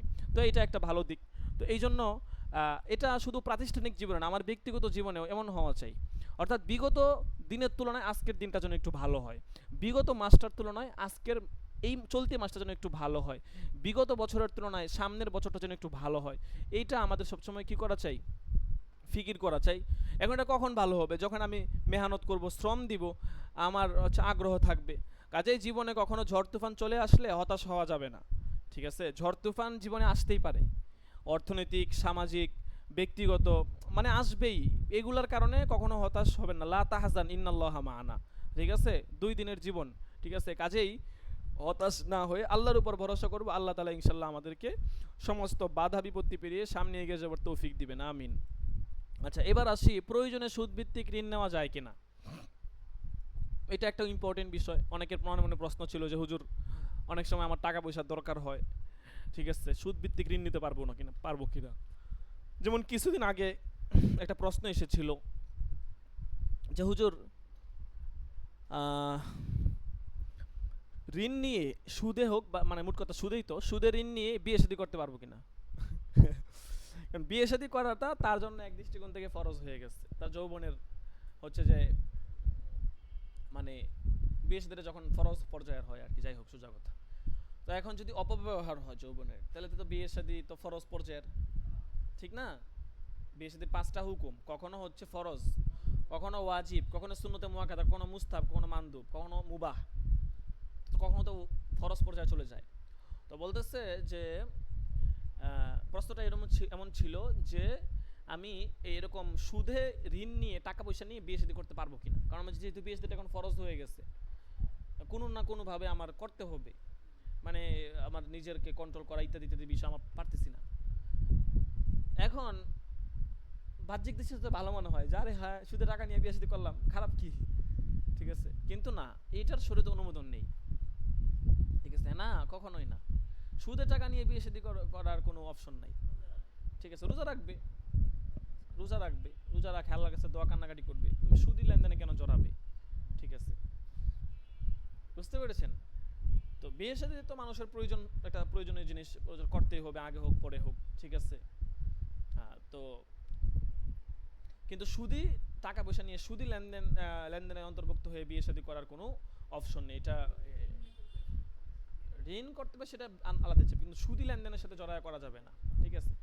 এখন প্রয়োজনটা কেমন প্রয়োজন, আপনি যে সুদি লেনদেনের সাথে জড়াবেন, সুদি লেনদেনে আপনি হচ্ছে যে সুদি লেনদেন আপনি গ্রহণ করবেন, এই যে প্রয়োজনটা, এই প্রয়োজনটা কেমন প্রয়োজন, এই প্রয়োজনটা হচ্ছে যে আপনাকে আগে বুঝতে হবে যে কেমন প্রয়োজন এটা, ঠিক আছে। এই প্রয়োজনটাই এখানে ব্যাখ্যা করে বলবে। রাসূলুল্লাহ সাল্লাল্লাহু আলাইহি ওয়াসাল্লাম মুসলমানদেরকে বিনা প্রয়োজনে ঋণ গ্রহণ না করার জন্য উপদেশ দিয়েছেন। আমি আপনাদেরকে একটা কথা বলেছিলাম যে ঋণ থাকা অবস্থায় জীবনে কখনো সফলতা অর্জন করা যায় না। হ্যাঁ, ঋণ গ্রহণ করে বা ঋণ নিয়ে আমাদের মতো ক্ষুদ্র যারা লোক আছে, ঠিক আছে না, হ্যাঁ, কিন্তু ঋণ নিয়ে সে জীবনে আগানো যায় না, সুদ না সমস্যা নাই, কিন্তু সফলতা অর্জন করা যায় না। ঋণের কারণে হাদিসে আসছে বান্দার রূহটা ঝুলন্ত অবস্থায় থাকে, অর্থাৎ কেমন যেন আমার আপনার দেহের রূহটা নাই, রূহটা ঝুলন্ত অবস্থায় আছে, মুআল্লাক, ঠিক আছে, ঝুলন্ত অবস্থায় আছে। যখন আপনি ঋণটা পরিশোধ করে দিলেন তখন আপনাকে আপনার রূহটাকে আপনার দেহে ফিরিয়ে দেওয়া হলো, এটা হাদিসের ভাষা, ঠিক আছে। কাজেই এটা খুবই খুবই আপনার একটা মারাত্মক বিষয়, জটিল একটা বিষয়, যে ঋণ কখনো আমরা সুদে, বিশেষ করে ঋণ আমরা গ্রহণ করব না আর কি, ঠিক আছে। সুদ হোক তো পরবর্তী হিসাব, সুদ তো অবশ্য কল্পনাই করা যায় না, কিন্তু ঋণে আমরা গ্রহণ করব না। যদি কখনো বাধ্য হই সেই ক্ষেত্রে ভিন্ন হিসাব, ঠিক আছে, অনেক সময় পরিস্থিতির কারণে অল্প স্বল্প নেওয়া যায়, সেটা ভিন্ন হিসাব, কিন্তু বড় অঙ্কের আমরা কোনো ঋণ গ্রহণ করব না। ঋণ গ্রহণ করাকে রাসূল সাল্লাল্লাহু আলাইহি ওয়াসাল্লাম কখনোই পছন্দ করেন নাই, কারণ ঋণ মানুষের লাঞ্ছনা, অপমান এবং দুশ্চিন্তার কারণ হয়ে দাঁড়ায়। হযরত আব্দুল্লাহ ইবনে ওমর রাদিয়াল্লাহু আনহু থেকে বর্ণিত আছে রাসূলুল্লাহ সাল্লাল্লাহু আলাইহি ওয়াসাল্লাম এক ব্যক্তিকে এভাবে উপদেশ দিতেন যে গুনাহ কম করো তোমার মৃত্যু সহজ হবে, ঋণ কম করো তাহলে স্বাধীনভাবে জীবনযাপন করতে পারবে। রাসূলুল্লাহ সাল্লাল্লাহু আলাইহি ওয়াসাল্লাম সবসময় ঋণ গ্রহণ করা থেকে বিরত থাকতেন এবং দোয়া করে বলতেন আল্লাহুম্মা ইন্নী আউযু বিকা মিনাল কুফরি ওয়াদ দাইন, হে আল্লাহ আমি তোমার কাছে কুফরি এবং ঋণ থেকে আশ্রয় চাই। আল্লাহর রাসূল সাল্লাল্লাহু আলাইহি ওয়াসাল্লাম গরিব অভাবী মুসলমানদেরকে ঋণ গ্রহণ না করার উপদেশ দিয়ে তাদের মর্যাদাকে যেমন সমুন্নত রেখেছেন, অন্যদিকে তিনি ধনী মুসলমানদেরকে উপদেশ দিয়েছেন অভাবী লোকদেরকে কর্জে হাসানা দিয়ে তাদের প্রতি দরদি ও সহানুভূতিশীল হতে। পবিত্র কুরআনে আল্লাহ পাক ইরশাদ করেছেন মান জাল্লাযী ইউকরিদুল্লাহা করদান হাসানা ফায়ুদাইফাহু লাহু ওয়া লাহু আজরুন কারীম, এমন কে আছে যে আল্লাহকে কর্জে হাসানা দিবে, এরপর তিনি তার জন্য তা বহুগুণে বৃদ্ধি করে দিবেন এবং তার জন্য রয়েছে সম্মানজনক পুরস্কার। অন্যত্র বলা হয়েছে ইনতু করিদুল্লাহ করদন হাসানা ইউদাইফহু লাকুম ওয়া ইয়াগফির লাকুম ওয়াল্লাহু শাকুরুন হালিম, যে যদি তোমরা আল্লাহকে উত্তম ঋণ দান করো তাহলে তিনি তোমাদের জন্য তা বহুগুণে বাড়িয়ে দিবেন এবং তোমাদেরকে ক্ষমা করে দিবেন। আল্লাহ তাআলা হচ্ছেন গুণগ্রাহী এবং সহনশীল। হ্যাঁ, অবশ্যই ফেরত দিতে হবে। তো এই জন্যই তো সুদভিত্তিক সমাজ ব্যবস্থা অর্থনীতির বিকল্প হিসাবে আল্লাহ তাআলা কুরআনে কারিমের একাধিক জায়গাতে রাসূলুল্লাহ সাল্লাল্লাহু আলাইহি ওয়াসাল্লাম একাধিক হাদিসে কর্জে হাসানা দেওয়ার প্রচলন করেছেন। কর্জে হাসানা আমরা একে অপরকে দিব আর কি, কর্জে হাসানা দিয়ে মুমিন ভাইকে সাহায্য সহযোগিতা করব, ঠিক আছে। এখন কথা হচ্ছে যে অনেক সময় মানুষকে টাকা দিলে আসলে খুঁজে পাওয়া যায় না, তো লোক বুঝে দিব আর কি, ঠিক আছে, লোক বুঝে দিব যেন পরবর্তীতে আমার কোনো সমস্যা না হয়। এখন স্বাভাবিকভাবেই প্রশ্ন জাগে যে কোনো ব্যক্তির যদি একান্তই ঋণ গ্রহণ করার প্রয়োজন দেখা দেয় এবং সে কারো নিকট কর্জে হাসানা না পায়, তাহলে এমত অবস্থায় সুদভিত্তিক ঋণ গ্রহণ করা হলে তার কোনো গুনাহ হবে কিনা। উপরোক্ত প্রশ্নের উত্তরে অধিকাংশ উলামায়ে কেরামের জবাব হচ্ছে, কারো যদি ব্যক্তিগত কিংবা মৌলিক চাহিদা পূরণের জন্য ঋণ গ্রহণের করার তীব্র প্রয়োজন দেখা দেয় এবং সাধ্যমতো চেষ্টা করেও কারো নিকট থেকে কর্জে হাসানা বা কোনোরূপ সাহায্য সহযোগিতা না পায় এবং সুদ ভিত্তিক ঋণ গ্রহণ ব্যতীত তার কোনো উপায়ও না থাকে, এমত অবস্থায় বাঁচার তাগিদে যতটুকু ঋণ গ্রহণ করা প্রয়োজন কেবল ততটুকু অধিক গ্রহণ করতে পারবে। যে সুদ ভিত্তিক ঋণ গ্রহণ করতে পারবে, তবে এটা তাকওয়ার পরিপন্থী হবে। এক্ষেত্রে সুদখুর অর্থাৎ ঋণ দাতা গুণাগার হবে, কারণ এই অবস্থায় তার উচিত ছিল ওই ধরনের নিঃস্ব অভাবী লোককে কমপক্ষে কর্জে হাসানা দিয়ে সাহায্য সহযোগিতা করা, যেহেতু তার অর্থ আছে। তাকে সুদ খাওয়ার জন্য বাধ্য করা হয়নি, কিন্তু এই ক্ষেত্রে সুদদাতা অর্থাৎ ঋণ গ্রহীতা আল্লাহ পাকের নিকট গুণাগার নাও হতে পারে। দয়ার সাগর আল্লাহ সুবহানাহু ওয়া তাআলা তাকে ক্ষমা করে দিবেন, কারণ বাঁচার তাগিদে তাকে সুদে ঋণ গ্রহণ করতে বাধ্য করা হয়েছে, এছাড়া তার কোনো বিকল্প ব্যবস্থা ছিল না। তবে সুদভিত্তিক ঋণ গ্রহণ করার ক্ষেত্রে যে সুদের গুনাহ থেকে মুক্তি এবং আল্লাহ পাকের ক্ষমা লাভ পাওয়ার শর্ত আছে, ঠিক আছে, অর্থাৎ এই বিষয়গুলো খেয়াল রাখতে হবে, তাহলে আশা করা যায় আল্লাহ তাআলা ক্ষমা করবেন। সুদভিত্তিক ঋণ গ্রহণ করার জন্য তার মনে কোনোরূপ কামনা ও বাসনা জাগতে পারবে না। বিপদের সময় সন্তুষ্ট চিত্তে এই ঋণ গ্রহণ করবে না, অসন্তোষ প্রকাশ করবে এবং অত্যন্ত ঘৃণা সহকারে এই ঋণ গ্রহণ করবে। উদ্দেশ্য হবে কেবলমাত্র ব্যক্তিগত মৌলিক চাহিদা তথা অন্ন, বস্ত্র, বাসস্থান ও চিকিৎসা ইত্যাদির অপরিহার্য প্রয়োজন পূরণ করা। উন্নয়নমূলক কাজের ব্যাপকতা বিধান এর লক্ষ্য হবে না। ব্যবসা বাণিজ্যের জন্য এই ঋণ গ্রহণ করবে না। ব্যবসা বাণিজ্যের ক্ষেত্রে মুশারাকা, মুদারা বা অন্যান্য ইসলামী পদ্ধতিতে বিনিয়োগ গ্রহণ করবে। সুদভিত্তিক ঋণ গ্রহণের ব্যাপারে সীমালঙ্ঘন করবেন, অর্থাৎ জীবন রক্ষা করতে যতটুকু প্রয়োজন ততটুকুর মধ্যে সীমাবদ্ধ থাকবে। 100 টাকার প্রয়োজন হলে 150 টাকা সেখানে গ্রহণ করবে না, যতটুকু প্রয়োজন ততটুকুই নিবে। আচ্ছা, আজকে কি হইলো বুঝলাম না হঠাৎ করে। আচ্ছা যাই হোক, এখানে ক্লাসের লিঙ্ক সময় শেষ হয়ে যাবে দেখা যাচ্ছে। আচ্ছা দেখেন, তারপর দেখেন, সুদের প্রতি কাউকে আকৃষ্ট করবে না, বরং এর প্রতি মানুষের হৃদয়ে ঘৃণা ছড়ানোর চেষ্টা চালাবে। সুদী অর্থব্যবস্থা রহিতকরণ এবং ইসলামের উন্নতি ও অগ্রগতির জন্য স্বীয় সাধ্যমতো চেষ্টা করবে। সর্বদা আল্লাহ পাকের সাহায্য কামনা করবে এবং যতদিন না আল্লাহ তার জীবন রক্ষার কোনো বিকল্প ব্যবস্থা করে দেন কেবলমাত্র ততদিনই সেই কাজ করতে পারবে। আচ্ছা যাই হোক, এখন যেই কথাটা বলি, ঠিক আছে, এরপর একটু বিরতি নিব। সেটা হচ্ছে যে আমরা এই আমাদের নিজেদের অবস্থাটা একটু চিন্তা করি, যে আমাদের অবস্থাটা আসলে এরকম কিনা। এখানে যে কথাটা বলা হলো যে জীবন ধারণের জন্য আমাকে কেউ মানে টাকা পয়সা দিতেছে না এবং আমি মরে যাব এখন যদি আমি টাকা পয়সা না নিই, আমার অবস্থাটা এমন, তাহলে আমার মনে হয় না আমাদের মানে অবস্থা কখনো এমন হয়েছে বা হবে। ঠিক আছে, কাজে আমাদের জন্য কোনোভাবেই হ্যাঁ সুদ নেওয়ার বৈধতা আসতে পারে না। ঠিক আছে, আর আমরা এর থেকে বিরত থাকার চেষ্টা করব। ঠিক আছে, এবং এটা নিয়ত করবো যে জীবনে কোনোদিন 1 টাকা সুদ নিবও না, খাবও না। যদি কখনো করে থাকি আল্লাহর ওয়াস্তে আল্লাহ তাআলার কাছে মাফ চাইবো। ঠিক আছে, আল্লাহ তাআলার কাছে এমনভাবে মাফ চাইবো যে আল্লাহ তাআলা তোমার কাছে বিনীতভাবে তওবা করতেছে আর জীবনে ওই কাজ করবো না, আমাকে তুমি ক্ষমা করে দাও। আচ্ছা যাই হোক, তো এই এই অবস্থায় যদি কেউ পতিত হয় তখন তার জন্য অল্প পরিমাণে নেওয়া বৈধ আছে এবং আশা করা যায় এই উপরে বর্ণিত 7টা বিষয় যদি সে খেয়াল রাখে, আশা করা যায় আল্লাহ তাআলার কাছে কি করে দিবেন, ক্ষমা করে দিবেন। ঠিক আছে, আচ্ছা, হারাম তো হারামই থাকবে, কিন্তু হারাম থাকবে, কিন্তু তার জন্য ওইটাকে সাময়িক সময়ের জন্য হারামটাকে তার জন্য হালাল ভাবে দেখা হবে, কিন্তু এটা হারাম হারামই। ঠিক আছে, হারাম কোনোদিন হালাল হয় না। হ্যাঁ, এই জন্য হুকুমটা তার জন্য হালাল হবে, কিন্তু বস্তু তো হারামই থাকবে। আচ্ছা যাই হোক, এরপর হচ্ছে সুদী প্রতিষ্ঠানে চাকরি করা।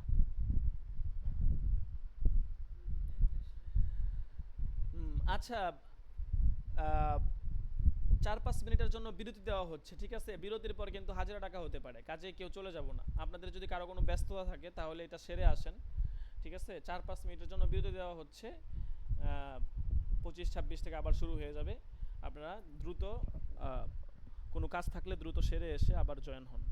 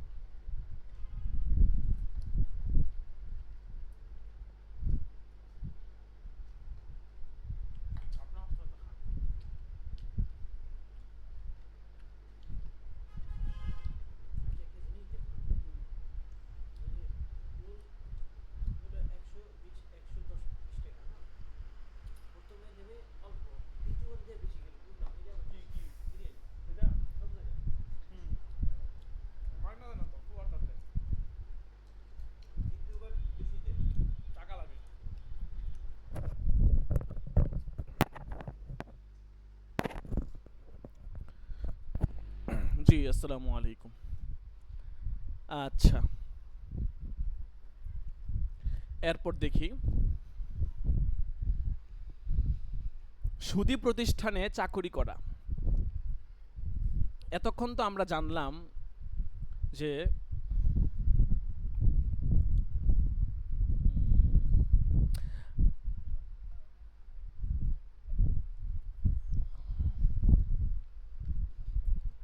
আচ্ছা, এই লিঙ্কটা মনে হচ্ছে আপনার 5 মিনিট পরে কেটে যেতে পারে। তো যদি কেটে যায় তাহলে আমি নতুন লিঙ্ক দিলে সকলেই ওই নতুন লিঙ্কে চলে আসবেন। আচ্ছা, দেখেন, সুদী প্রতিষ্ঠানে চাকরি করা।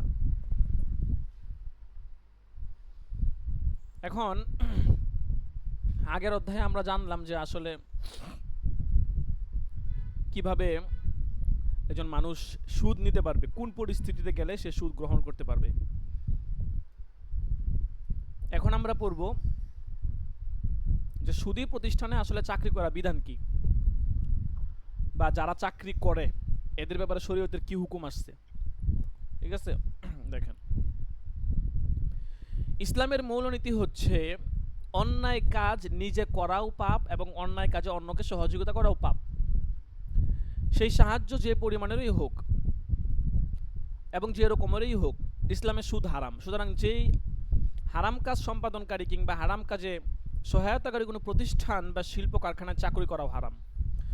চাকরি করে কেবলমাত্র শ্রমের বিনিময়ে পারিশ্রমিক লাভ করার উদ্দেশ্য নয়, বরং প্রতিষ্ঠানের আয়, উন্নতি, অগ্রগতি এবং প্রতিষ্ঠানের স্বার্থ সংরক্ষণ করাও সংশ্লিষ্ট প্রতিষ্ঠানের প্রত্যেক চাকরিজীবীর প্রধান দায়িত্ব কর্তব্য। আর সেই দায়িত্ব কর্তব্য পালন করা হয় শ্রম ও পারিশ্রমিকের মাধ্যমে। সুদী প্রতিষ্ঠানের উন্নতি, আয়, ব্যয় ইত্যাদি যাবতীয় কর্মকাণ্ডের মূল ভিত্তি হচ্ছে সুদ। সুতরাং সুদী প্রতিষ্ঠানে চাকরি করার অর্থই হচ্ছে হারাম তথা সুদী লেনদেন প্রত্যক্ষ কিংবা পরোক্ষভাবে সহায়তা করা। হাদিস শরীফে রয়েছে যে সুদদাতা, সুদ গ্রহীতা, সুদের লেখক ও সুদের সাক্ষী প্রত্যেকেই অভিশপ্ত এবং পাপের দিক থেকে প্রত্যেকেই সমান অপরাধী। সুতরাং সুদী প্রতিষ্ঠানে চাকরি করা হারাম। এটা হচ্ছে প্রথম কথা, প্রথম ফতুয়া। তবে বলতেছে যে কখন বৈধ হইতে পারে বা এই আপনার সুরত আছে কিনা এটার কথা বলবে। যে কোনো মুসলমান যদি মারাত্মক অসুবিধায় পড়ে,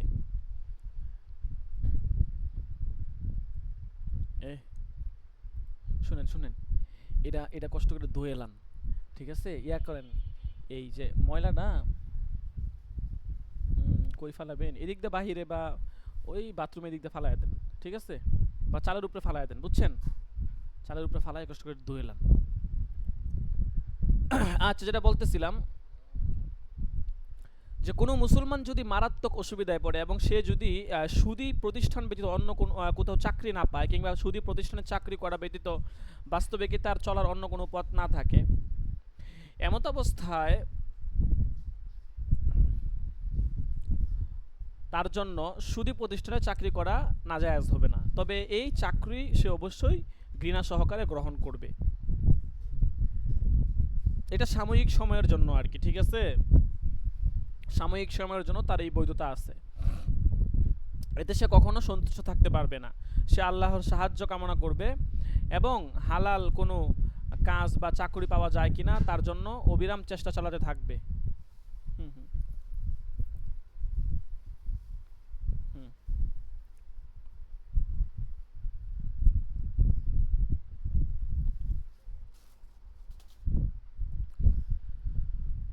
আচ্ছা, যখনই সে হালাল কাজ বা সুদমুক্ত কোনো প্রতিষ্ঠানে চাকরি পাবে তখনই সে সুদী প্রতিষ্ঠানে চাকরি ছেড়ে দিবে। সুদমুক্ত প্রতিষ্ঠানে চাকরি পাওয়ার পর সুদী প্রতিষ্ঠানে আর চাকরি করা জায়েজ হবে না। আর যদি কেউ সুদমুক্ত প্রতিষ্ঠানে কর্মরত থাকে অতঃপর কোনো সুদী প্রতিষ্ঠানেও চাকরি পায়, এমত অবস্থায় সুদমুক্ত প্রতিষ্ঠানের চাকরি ছেড়ে দিয়ে সুদী প্রতিষ্ঠানের চাকরিতে যোগদান করা তো কোনোভাবেই জায়েজ হবে না। আচ্ছা, দেখেন, ক্লাস শেষ হয়ে যাচ্ছে, ঠিক আছে, আপনাদেরকে নতুন লিঙ্ক দিচ্ছি, কষ্ট করে ওই লিঙ্কে চলে আসবেন।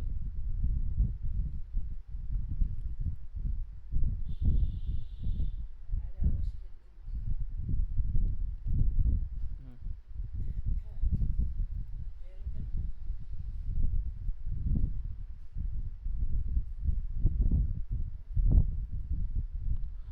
আজকে হঠাৎ করে একটু সমস্যা হয়েছে, কি কারণে হয়েছে নিজেও বুঝলাম না।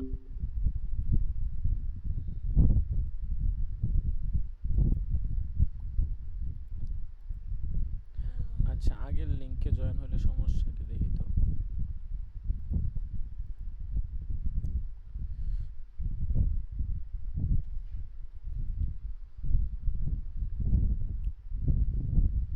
ও আচ্ছা,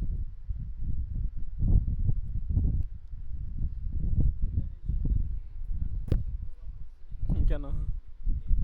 ও, হ্যাঁ নেটের তো প্রভাব, হ্যাঁ প্রভাব পড়ে।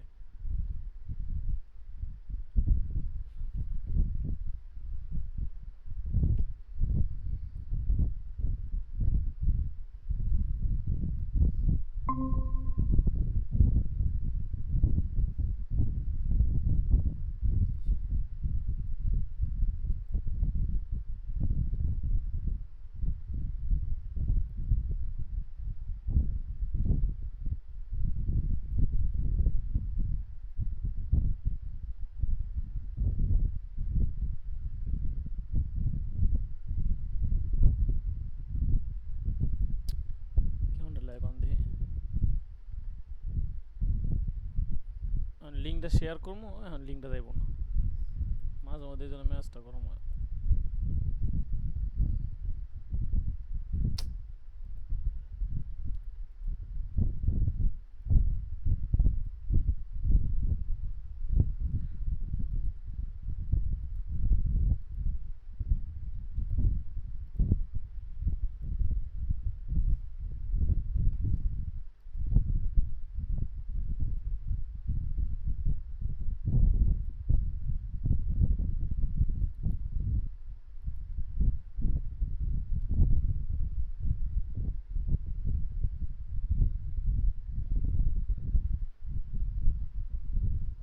হুম হুম হুম, হোয়াটসঅ্যাপে হোয়াটসঅ্যাপে।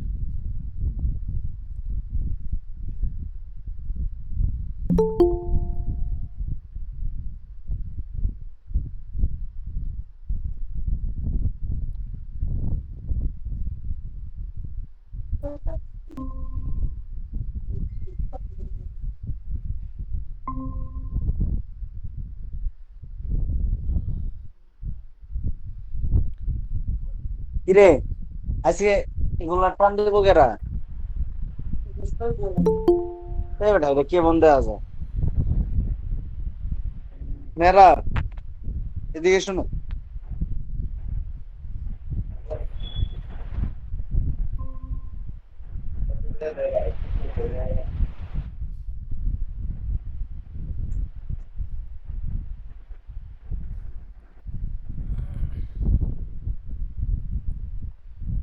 জি লেখেন।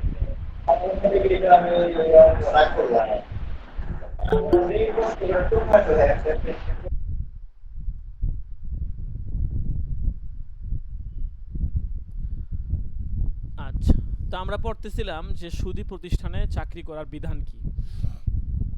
শেষের দিকে এসে মুসান্নাফ একটা কথা বলতেছেন যে এখানে আরও একটি কথা বলা প্রয়োজন, যে পবিত্র কুরআন ও হাদিসে কতগুলো বিষয়কে স্পষ্ট হারাম ঘোষণা করা হয়েছে, আর কতগুলো বিষয় আছে সন্দেহযুক্ত। প্রকৃত মুসলমান হতে হলে সন্দেহযুক্ত কাজ থেকেও দূরে থাকার চেষ্টা করতে হবে। পানি খায় না, হ্যাঁ। রাসূলুল্লাহ সাল্লাল্লাহু আলাইহি সাল্লাম বলেছেন, তোমাদের মধ্যে কেউ ততক্ষণ পর্যন্ত মুত্তাকিদের মর্যাদা লাভ করতে পারবে না যতক্ষণ না সে সন্দেহ বা সংশয়পূর্ণ জিনিস পরিহার করে সন্দেহমুক্ত জিনিস গ্রহণ করবে। আচ্ছা, এবার আসি সুদের টাকা খরচ করার খাত, অর্থাৎ সুদের টাকা যদি কখনো পেয়ে যাই তাহলে এটা কোথায় খরচ করব, খরচের খাত কি। দেখেন, সুদের সুদের লেনদেন করা তথা সুদ দেওয়া নেওয়া, সুদ খাওয়া, সুদের সর্বপ্রকার ব্যবহার, সুদের সাক্ষী থাকা কিংবা সুদের লেনদেনকারী কোনো প্রতিষ্ঠানকে সাহায্য সহযোগিতা করা ইসলামী শরিয়ায় হারাম। আধুনিক বিশ্বে ব্যাংকের গুরুত্ব ও প্রয়োজনীয়তা অপরিসীম। এমনকি টাকা পয়সার নিরাপত্তার জন্য ব্যাংকে অ্যাকাউন্ট খোলা এবং অ্যাকাউন্ট খুলে টাকা জমা রাখতে হয়। যেসব এলাকায় ইসলামী ব্যাংকের শাখা আছে সেই সমস্ত আহ, এলাকায় অর্থের নিরাপত্তার জন্য ইসলামী ব্যাংকে টাকা জমা না রেখে সুদী ব্যাংকে টাকা জমা রাখা কিংবা বিনা প্রয়োজনে সুদী ব্যাংকে অ্যাকাউন্ট করে টাকা জমা রাখা জায়েজ হবে না, কারণ এদের সুদকে সহযোগিতা করার শামিল। হারাম কাজ করা যেমন গুনাহ, তদ্রূপ হারাম কাজে সহযোগিতা করাও গুনাহ। আর যেসব এলাকায় ইসলামী ব্যাংকের শাখা নেই সেসব এলাকায় অর্থের নিরাপত্তার জন্য সুদী ব্যাংকে অ্যাকাউন্ট খুলে টাকা জমা রাখা কিংবা অন্য কোনো শরীয়ী কারণে এবং প্রয়োজনে সুদী ব্যাংকে টাকা জমা করা যেতে পারে, তবে এতে যে সব সুদ আসবে তা ব্যক্তিগত কিংবা নিজ পরিবারের কোনো প্রয়োজনে খরচ করা জায়েজ হবে না। অর্থাৎ যদি কখনো প্রয়োজন হয়, অনেক সময় দেখা গেছে প্রয়োজন আসছে,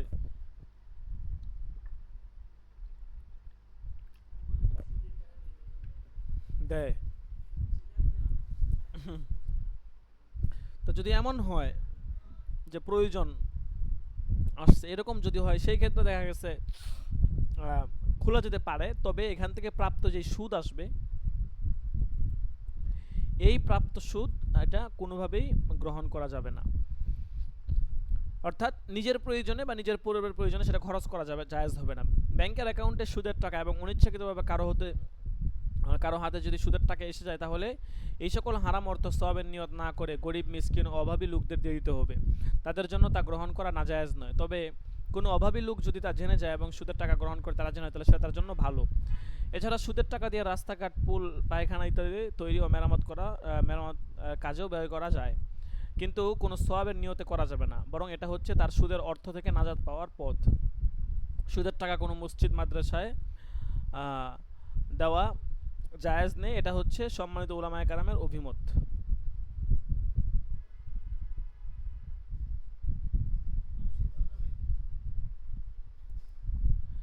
আচ্ছা, আমাদের দেশে কিছু লোক আছেন যারা সুদী ব্যাংক কিংবা অন্য কোনো সুদী প্রতিষ্ঠানে টাকা জমা রাখেন কিন্তু কোনো সুদ গ্রহণ করেন না। অ্যাকাউন্ট খোলার সময় নো ইন্টারেস্ট লিখে দেন। এই ব্যবস্থা অধিকাংশ উলামায়ে কেরামের মতে সঠিক নয়, কারণ এতে সুদী প্রতিষ্ঠানকে আরও অধিকভাবে সহযোগিতা করা হয়। সুদী ব্যাংকগুলো অন্যদের থেকে সুদ আদায় করে তাদের উপর জুলুম করে থাকে। উপরন্তু সুদী ব্যাংক থেকে সুদ গ্রহণ না করে বরং ফেরত দিয়ে তাদের উপর জুলুম ও শোষণ করার হাতকে আরও শক্তিশালী করা হয় এবং তাদের অবৈধ সম্পদের পাহাড় গড়ে তোলার জন্য সুযোগ করে দেওয়া হয়। কাজেই সুদী ব্যাংকে টাকা জমা রাখলে অগত্যা যে সুদ এসে যায় তা সুদী ব্যাংককে ফেরত না দিয়ে এনে যদি সওয়াবের নিয়ত না করে অসহায় গরিব লোকদের দিয়ে দেওয়া হয়, তাহলে কমপক্ষে গরিব লোকের উপকৃত হবে এবং রাস্তাঘাট, পায়খানা, প্রস্রাবখানা তৈরি করে দিলে জনগণ উপকৃত হবে। সুতরাং সুদের টাকা ব্যাংকে ফেরত না দিয়ে গরিবদেরকে দিয়ে দেওয়া কিংবা রাস্তাঘাট, পায়খানা ইত্যাদি তৈরি করে দেওয়া তুলনামূলক উত্তম। তবে স্থায়ীভাবে এমন কোনো খাত তৈরি করে রাখা বৈধ নয় যে খাতে সুদের অর্থ কেবল আসতেই থাকবে। আচ্ছা, তাহলে আমরা বুঝতে পারলাম যে সুদের যেই ব্যবস্থাপনা বা অর্থনীতির, কখনো যদি আমরা আমাদের হাতে সুদ চলে আসে ইচ্ছায় অনিচ্ছায়, ঠিক আছে, তো সেই ক্ষেত্রে হচ্ছে যে আমরা সুদের টাকাটা নিব। এখন যদি না নেই তাহলে তো ব্যাংক আরও লাভবান হবে, নিয়ে আমরা গরিব দুঃখীকে সওয়াবের নিয়ত ছাড়া দান করে দিব, অথবা এটা দ্বারা কোনো উন্নয়নমূলক কাজ করে দিব বা পায়খানা এগুলো তৈরি করে দিব আর কি, ঠিক আছে, লিফটিন তৈরি করে দিব। যদি আপনি জানেন তাহলে নেওয়া বৈধ হবে না। কেন নেবেন? আপনি আর কেউ মানুষ নাই নাকি?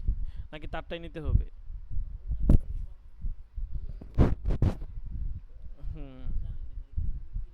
না জানলে তো কিছু করার নাই, তবে না নেওয়াটাই উত্তম। সুদী কারবার বাতিলকরণে রাষ্ট্রপ্রধান হিসেবে বিশ্বনবী সাল্লাল্লাহু আলাইহি ওয়াসাল্লামের ভূমিকা।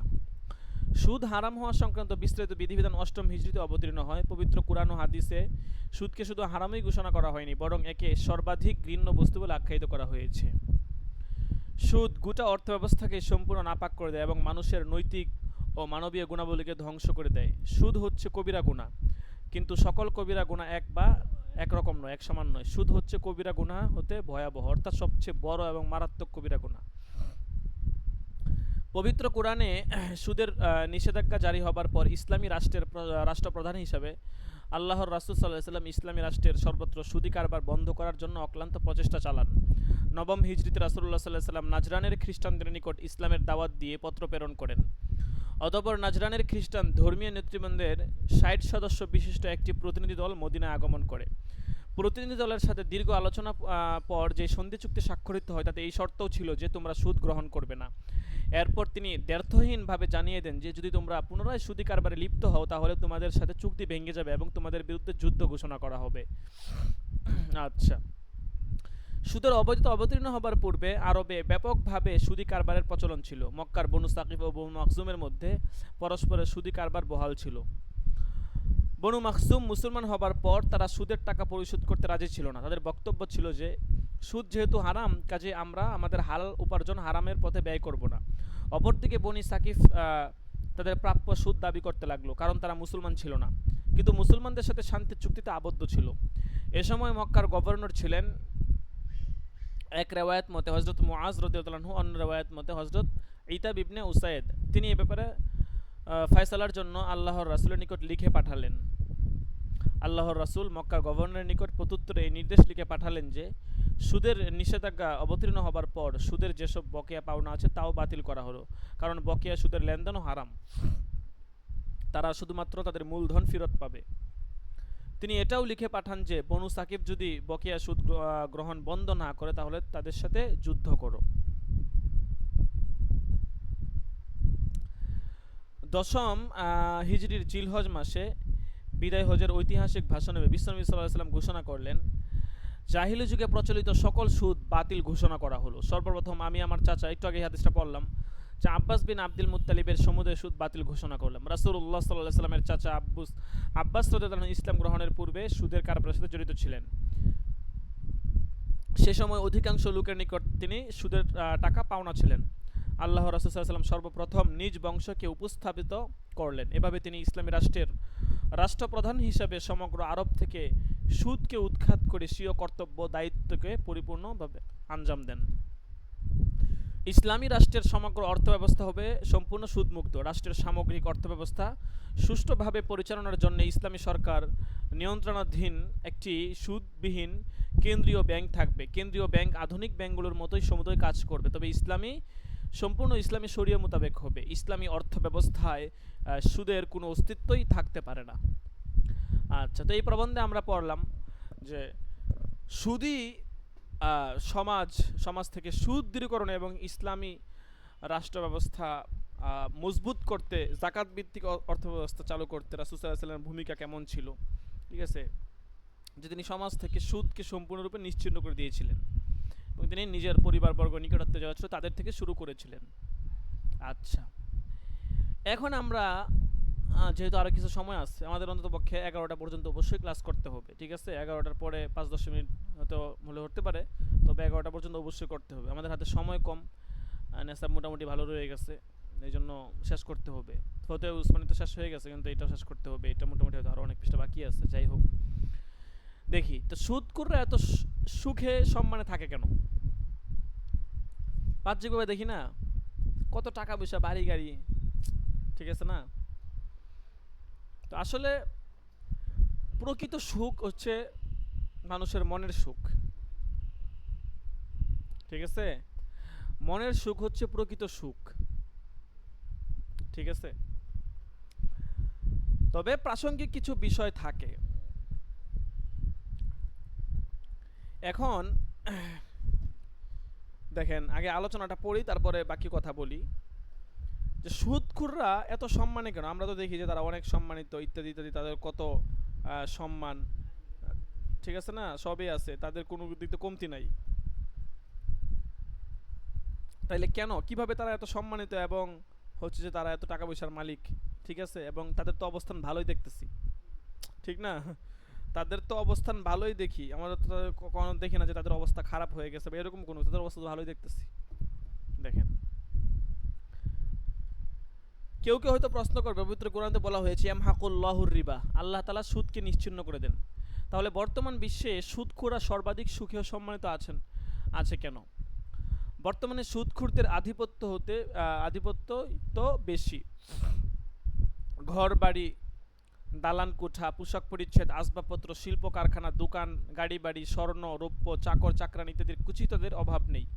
সুখ শান্তি আরাম আয়াস সময়তে দেখা যায় তাদের আয়াত্তাধীন। সুতরাং আল্লাহ তাআলার সেই বাণীর বা ঘোষণার সাথে বাস্তবতার মিল কোথায়? কথাটা বুঝছেন? দেখেন, এই প্রশ্নের জবাবে প্রথমেই বলা হবে যে উপরোক্ত জিনিসগুলো হচ্ছে মানুষের সুখ স্বাচ্ছন্দ্য ও সম্মানের উপকরণ মাত্র।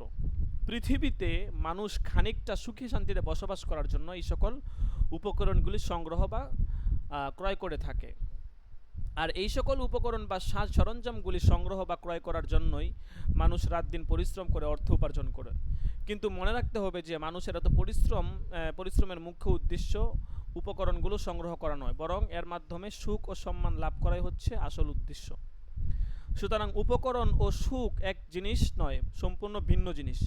কিন্তু আমরা উপকরণ তথা গাড়ি বাড়ি পোশাক পরিচ্ছদ ভোগ বিলাস ইত্যাদিকে সুখ শান্তি বা সম্মান মনে করে ভুল করছি এবং প্রতারিত হচ্ছি। সুখ শান্তির উপকরণগুলো টাকার বিনিময়ে তৈরি করা যায় কিংবা বাজার থেকে কি করা যায়, ক্রয় করা যায়। কিন্তু 10 লক্ষ টাকার বিনিময়েও বাজার থেকে একটু স্থায়ী সুখ ক্রয় করে আনা যায় না। সুখ হচ্ছে মনের প্রশান্তি, যে কথাটা মাত্র বললাম। সুখ হচ্ছে মনের শান্তি, ঠিক আছে? দুনিয়ার জীবনে এরকম দেখবেন একজন মানুষের অনেক কিছু আছে, টাকা পয়সা বাড়ি গাড়ি নারী সবই আছে, কিন্তু তারপরেও সে সুখে নাই, মনে অশান্তি। কেন অশান্তি? হয়তো একদিক থেকে কোনো একটা দিকের কারণে তার মনে অশান্তি, ঠিক আছে? তো টাকা পয়সা বাড়ি গাড়ি এগুলো আসলে কখনো সুখ দেয় না, ঠিক আছে? এগুলা সুখের একটা উপকরণ বলা যায়, কিন্তু প্রকৃত সুখ এগুলা দিতে পারে না। প্রকৃত সুখ হচ্ছে মনের শান্তি। মনের এই প্রশান্তি লাভ করা যায় কেবলমাত্র আল্লাহ এবং তার রাসূলের সন্তুষ্টি অর্জনের মাধ্যমে। আল্লাহ তার রাসূলের সন্তুষ্টিতা আমরা তখনই অর্জন করতে পারবো যদি আমরা ইসলামের বিধিবিধান এবং রাসূল সাল্লাল্লাহু আলাইহি ওয়াসাল্লামের সুন্নাহকে পরিপূর্ণভাবে অনুসরণ করতে পারি। কেবলমাত্র ক্ষণস্থায়ী দুনিয়ার সুখ শান্তি ও মুমিনের আসল উদ্দেশ্য নয়, বরং আসল উদ্দেশ্য হচ্ছে আল্লাহ তার রাসূলের সন্তুষ্টি লাভের মাধ্যমে আখিরাতের চিরস্থায়ী সুখ ও শান্তি অর্জন করা। আখিরাতের প্রতি উদাসীন হয়ে ক্ষণস্থায়ী দুনিয়ার উপর ভরসা করা মোটেই উচিত নয়। এখানকার সুখ শান্তি বা সুখের উপকরণ আসল সম্পদ নয়, কারণ উপকরণগুলো আখিরাতে বিপদের মুহূর্তে কোনো উপকারে আসবে না। কাজেই যেই সকল উপকরণ বিপদের সময় উপকারে আসবে না তা কখনো স্থায়ী সম্পদ হতে পারে না। পবিত্র কোরআনে বলা হয়েছে, ওয়ামাল হায়াতুদ দুনিয়া ইল্লা লাইবু ওয়ালাদ দারুল আখিরাতু খায়রুল লিল্লাযিনা তাকুন আফালা তাকিলুন। যে পার্থিব জীবন তো ক্রীড়া কৌতুক আর ব্যতীত আর কিছুই নয়, এবং যারা তাকওয়া অবলম্বন করে তাদের জন্য আখিরাতের আবাসই শ্রেষ্ঠ। তোমরা কি অনুধাবন করো না? পবিত্র কোরআনে আরো বলা হয়েছে, ইআলামু আন্নামাল হায়াতুদ দুনিয়া লাইবু ওয়া লাহবু ওয়া জিনাতু ওয়া তাফাখুরুম বাইনাকুম ওয়া তাকাসুরুম ফিল আমওয়ালি ওয়াল আওলাদ কামাসালি গায়সিন আজাবাল কুফফারু নাবাতুহু সুম্মা ইয়াহিজু ফাতারাহু মুসফাররান সুম্মা ইয়াকুনু হুতামা ওয়া ফিল আখিরাতি আযাবুন শাদীদু ওয়া মাগফিরাতুম মিনাল্লাহি ওয়া রিদওয়ান ওয়া মাল হায়াতুদ দুনিয়া ইল্লা মাতাউল গুরুর। যে তোমরা জেনে রাখো, পার্থিব জীবনে ক্রীড়া কৌতুক জাঁকজমক পারস্পরিক আহমিকতা ধনসম্পদ সন্তান সন্ততিতে প্রাচুর্য লাভের প্রতিযোগিতা ব্যতীত আর কিছুই নয়। উহার উপমা বৃষ্টি, যার দ্বারা উৎপন্ন সবুজ ফসল কৃষকদের চমৎকৃত করে, এরপর তা শুকিয়ে যায়, ফলে তুমি তাকে পীতবর্ণ দেখতে পাও, অবশ্যই তা খড়কুটে পরিণত হয়। আর পরকালে রয়েছে কঠিন শাস্তি এবং আল্লাহর ক্ষমা ও সন্তুষ্টি। পার্থিব জীবনে প্রতারণার উপকরণ ব্যতীত আর কিছুই নয়। তাইলে আমরা এই আয়াতের মাধ্যমে বুঝলাম, দেখেন দুনিয়ার এই চাকচিক্য, ক্রীড়া জাঁকজমক, এই যে পরস্পরের হচ্ছে যে আপনার মলমালিন্য অহংকার, এগুলোকে একটা আয়াতের মধ্যে তুলে ধরা হয়েছে, ঠিক আছে? এইগুলো আসলে স্থায়ী না, ঠিক আছে, ক্ষণস্থায়ী, ঠিক আছে? আর এই পার্থিব জীবনের এই সমস্ত জিনিসপত্র বাহ্যিক আসবাব উপকরণ এইগুলো মানুষকে কখনো সুখ দিতে পারে না, ঠিক আছে? আপনার অনেক বাহ্যিক উপকরণ আছে, কিন্তু আপনার মনে যদি শান্তি না থাকে, সুখ না থাকে, মনের যদি অস্থিরতা থাকে, তাহলে আপনি বাহ্যিক উপকরণ দিয়ে আপনার কি হবে? এজন্য মনের শান্তি এটাই হচ্ছে প্রকৃত শান্তি, ঠিক আছে? আর এই মনের শান্তিটা কখন আসবে? যখন ইসলাম পরিপূর্ণভাবে মেনে চলবো, আল্লাহ তাআলার বিধান রাসূলের হুকুম মেনে চলবো, তখনই কিন্তু মনের শান্তি আসবে। বলতেছে উপরোক্ত এই দুটি আয়াতকে অনুধাবন করার পর একজন বুদ্ধিমান ও চক্ষুষ্মান ব্যক্তি এই সিদ্ধান্ত উপনীত হতে পারে যে দুনিয়া একটি প্রতারণার স্থল। এখানকার ধনসম্পদ বা সুখের উপকরণগুলো সুখের আসল সম্পদ বা উপকরণ নয়, কারণ এগুলো মৃত্যুর পর বিপদের সময় কোনো কাজেই আসবে না। সুদখুরদের গাড়ি বাড়ি দেখে যারা তাদের সুখী ও সম্মানিত বলে মনে করেছেন, তারা ভুলের মধ্যে আছেন। তারা হয়তো ভাবছে সুদখুরদের বাহ্যিক অবস্থাটাই দেখছেন, ভিতরের খবরটুকু জানার চেষ্টা করেননি। সুদখুরদের কিংবা অন্য কোনো অবৈধ পন্থায় কোটি কোটি টাকার মালিক হয়েছে এমন ব্যক্তিদের খোঁজ নিয়ে দেখুন, আপনার ভুল ভেঙে যাবে। তারা সুখে নেই। আপনি তাদের নিকট সুখ শান্তির হাজারো উপকরণ পাবেন, কিন্তু সুখ জিনিসটি পাবেন না। ঠিক আছে, প্রত্যেকে হয়তো বলবে গাড়ি বাড়ি স্বর্ণ অলংকার আছে, কিন্তু আমার সুখ নেই। অর্থের লোভ তাদেরকে গ্রাস করে ফেলেছে। কোটি কোটি টাকার মালিক হয়েও আরও টাকার জন্য দিশাহারা হয়ে ঘুরতেছে। ঠিক আছে, নিয়মিত পেট ভরে খাওয়ার সময়টুকু পাচ্ছে না, রাত দিন কেবল টাকার চিন্তা। কোথাও থেকে টেলিফোন আসলে স্বয়ং টেলিফোন রিসিভ করছে না, মনের ভিতর কী যেন ভয়, অন্যকে ইঙ্গিত দিচ্ছে, বলে দেন সাহেব বাসায় বা অফিসে নেই। ঠিক আছে, তো বাসায় কিংবা অফিসে বসে থেকেও বলে দেওয়া হয় বোধগম্য নয় যে বাসায় নেই। এর নাম বুঝি সুখ? ঠিক আছে, টাকার অভাব নেই, কিন্তু দাম্পত্য জীবনে হয়তো তাকে অশান্তি করে তুলেছে। গাড়ি আছে, কিন্তু সন্তান সংযত মানুষ হয়নি, হয়েছে চোর ডাকাত মাস্তান হাইজাকার, হ্যাঁ, অমানুষ। খাট পালং সবই আছে, কিন্তু হয়তো এমন রোগ হয়েছে যার চিকিৎসা নেই। খাবার আছে, কিন্তু হয়তো কণ্ঠনে দিয়ে ভিতরে প্রবেশ করছে না, পারলেও হজম হচ্ছে না। বাড়ি আছে, কিন্তু একটি রাতও হয়তো বাড়িতে ঘুমাতে পারছে না। পুলিশ তাকে খুঁজে বেড়াচ্ছে, হয়তো ঘুমানোর একটি স্থান আছে, কিন্তু চোখে ঘুম আসছে না। একটু ঘুমানোর জন্য ট্যাবলেট কিনে তাকে পকেটে রাখতে হয়। এই তো হলো সুদখুরদের সুখ শান্তির বিবরণ। আসলে সুখ এটা আসলে কিছুই না। সুখ হচ্ছে মনের একটা কল্পনা, মনের একটা আবেগ, মনের ভালোবাসা, এইটা সুখ। ঠিক আছে, একটা কথা মাথায় আসে, আপনাদেরকে বলি, আমি নাম বলবো না, পরিচিতিও বলবো না। ঠিক আছে, তো আপনাদের বোঝানোর জন্য যে গত কিছুদিন আগে, ঠিক আছে, তো আমাদের এদিকে আর কি এক প্রসিদ্ধ এক মাদ্রাসা, ঠিক আছে, বড় এক প্রতিষ্ঠান, বড় এক আলেম, তার মেয়ে, ঠিক আছে, হচ্ছে যে আপনার এক ছেলেকে নিয়ে চলে গেছে। ঠিক আছে, এবং হচ্ছে ওই মেয়ের মানে যে ছেলেকে নিয়ে চলে গেছে, মেয়ে বিবাহিত, মানে যেই ছেলেকে নিয়ে চলে গেছে সেই ছেলের সাথে বিবাহের আগেও সে একবার পলায়ন করেছিল, পালিয়ে চলে গেছিল আর কি। পরবর্তীতে তার বাবা অনেক খুঁজে পুলিশ টুলিশ দিয়া ফোন টোন ট্র্যাক করে আপনার মুন্সিগঞ্জ থেকে হয়তো কোথাও থেকে উদ্ধার করছে। যাই হোক, পারছে আর কি, ফোন খোলা ছিল এই জন্য। তো পরে তাকে মাদ্রাসা আনা হয়েছে। এত বড় আলেম, ঠিক আছে, উনি অনেক বড় আলেম। বললাম না, আপনাদের যদি নাম বলি আপনারা চিনবেন। উনি বিভিন্ন এই যে আমাদের যে মঈনুল ইমতিহান আছে, ঠিক আছে, যেমন এই যে আমার কাছে যেটা আছে, ঠিক আছে, এই বছরেরটা তো, হ্যাঁ, এই বছরের মঈনুল ইমতিহান আছে কিনা জানি না, দাঁড়ান দেখতেছি, সাজেশনে আমি দেখছি এই বছরের সাজেশনে আছে। ঠিক আছে, এই সাজেশন মঈনুল ইমতিহান এগুলোর ওনার নাম আছে, উনি কাজ করছেন। ঠিক আছে, অনেক বড় আলেম, অনেক বড় লেখক, ঠিক আছে, অনেক ইস্তেদাওয়ালা মানুষ। যাই হোক, যেই কথাটা বলা উদ্দেশ্য, পরে চলে গেছে, পরে মাইটার দিয়ে আনছে, বুঝায় সুঝায় অনেক মারছে।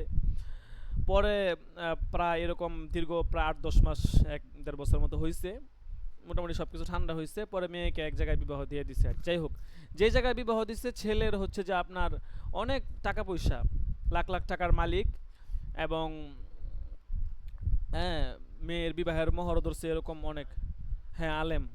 ঠিক আছে, মেয়েও আলেমেই, মানে আলেমাই আর কি, মেশকাত দাওরা পড়ে। যাই হোক, তো পরে হচ্ছে যে আপনার এরকম সে 5-7 লাখ টাকা বিবাহের নগদ মোহর ধরছে, ধরে হচ্ছে তাকে আদায় করে দিচ্ছে। এবং ছেলে সব কিছু জানতো, কিন্তু ছেলে এটা মেয়েটাকে হয়তো অনেক মানে তাকে কেয়ার করতো। ঠিক আছে, আসলে সৌন্দর্য ছিল। যাই হোক, তো যার কারণে ছেলে সব কিছু জানার পরে ফ্যামিলি রাজি ছিল না, কিন্তু সে রাজি করাইছে। যাই হোক, মোট কথা যেটা বলতে চাই, তো সব কিছু ঠিকঠাক চলতেছিল, কিন্তু হঠাৎ করে একদিন খবর পেলাম, বেশ কয়েকদিন আগে, অনেক দিন হয়ে গেছে। যাই হোক, ছেলে মেয়ে আবার চলে গেছে, কোনো একবার খবর পাইলাম আর কি। তো এইটা কি হইল, আপনি একটু চিন্তা করে দেখেন। মেয়েটা জীবনে একটা দুর্ঘটনা ঘটাইছে, একটা আকাম ঘটাইছে, ঘটানোর পরে এবং যেই ছেলের সাথে সে চলে গেছে, ওই ছেলেটা ওই মেয়ের সাথে কোনোভাবেই যায় না, কোনোভাবে যায় না। একটা তো মানুষের তো একটা ফিজিক্যালি একটা মিল আছে নাকি?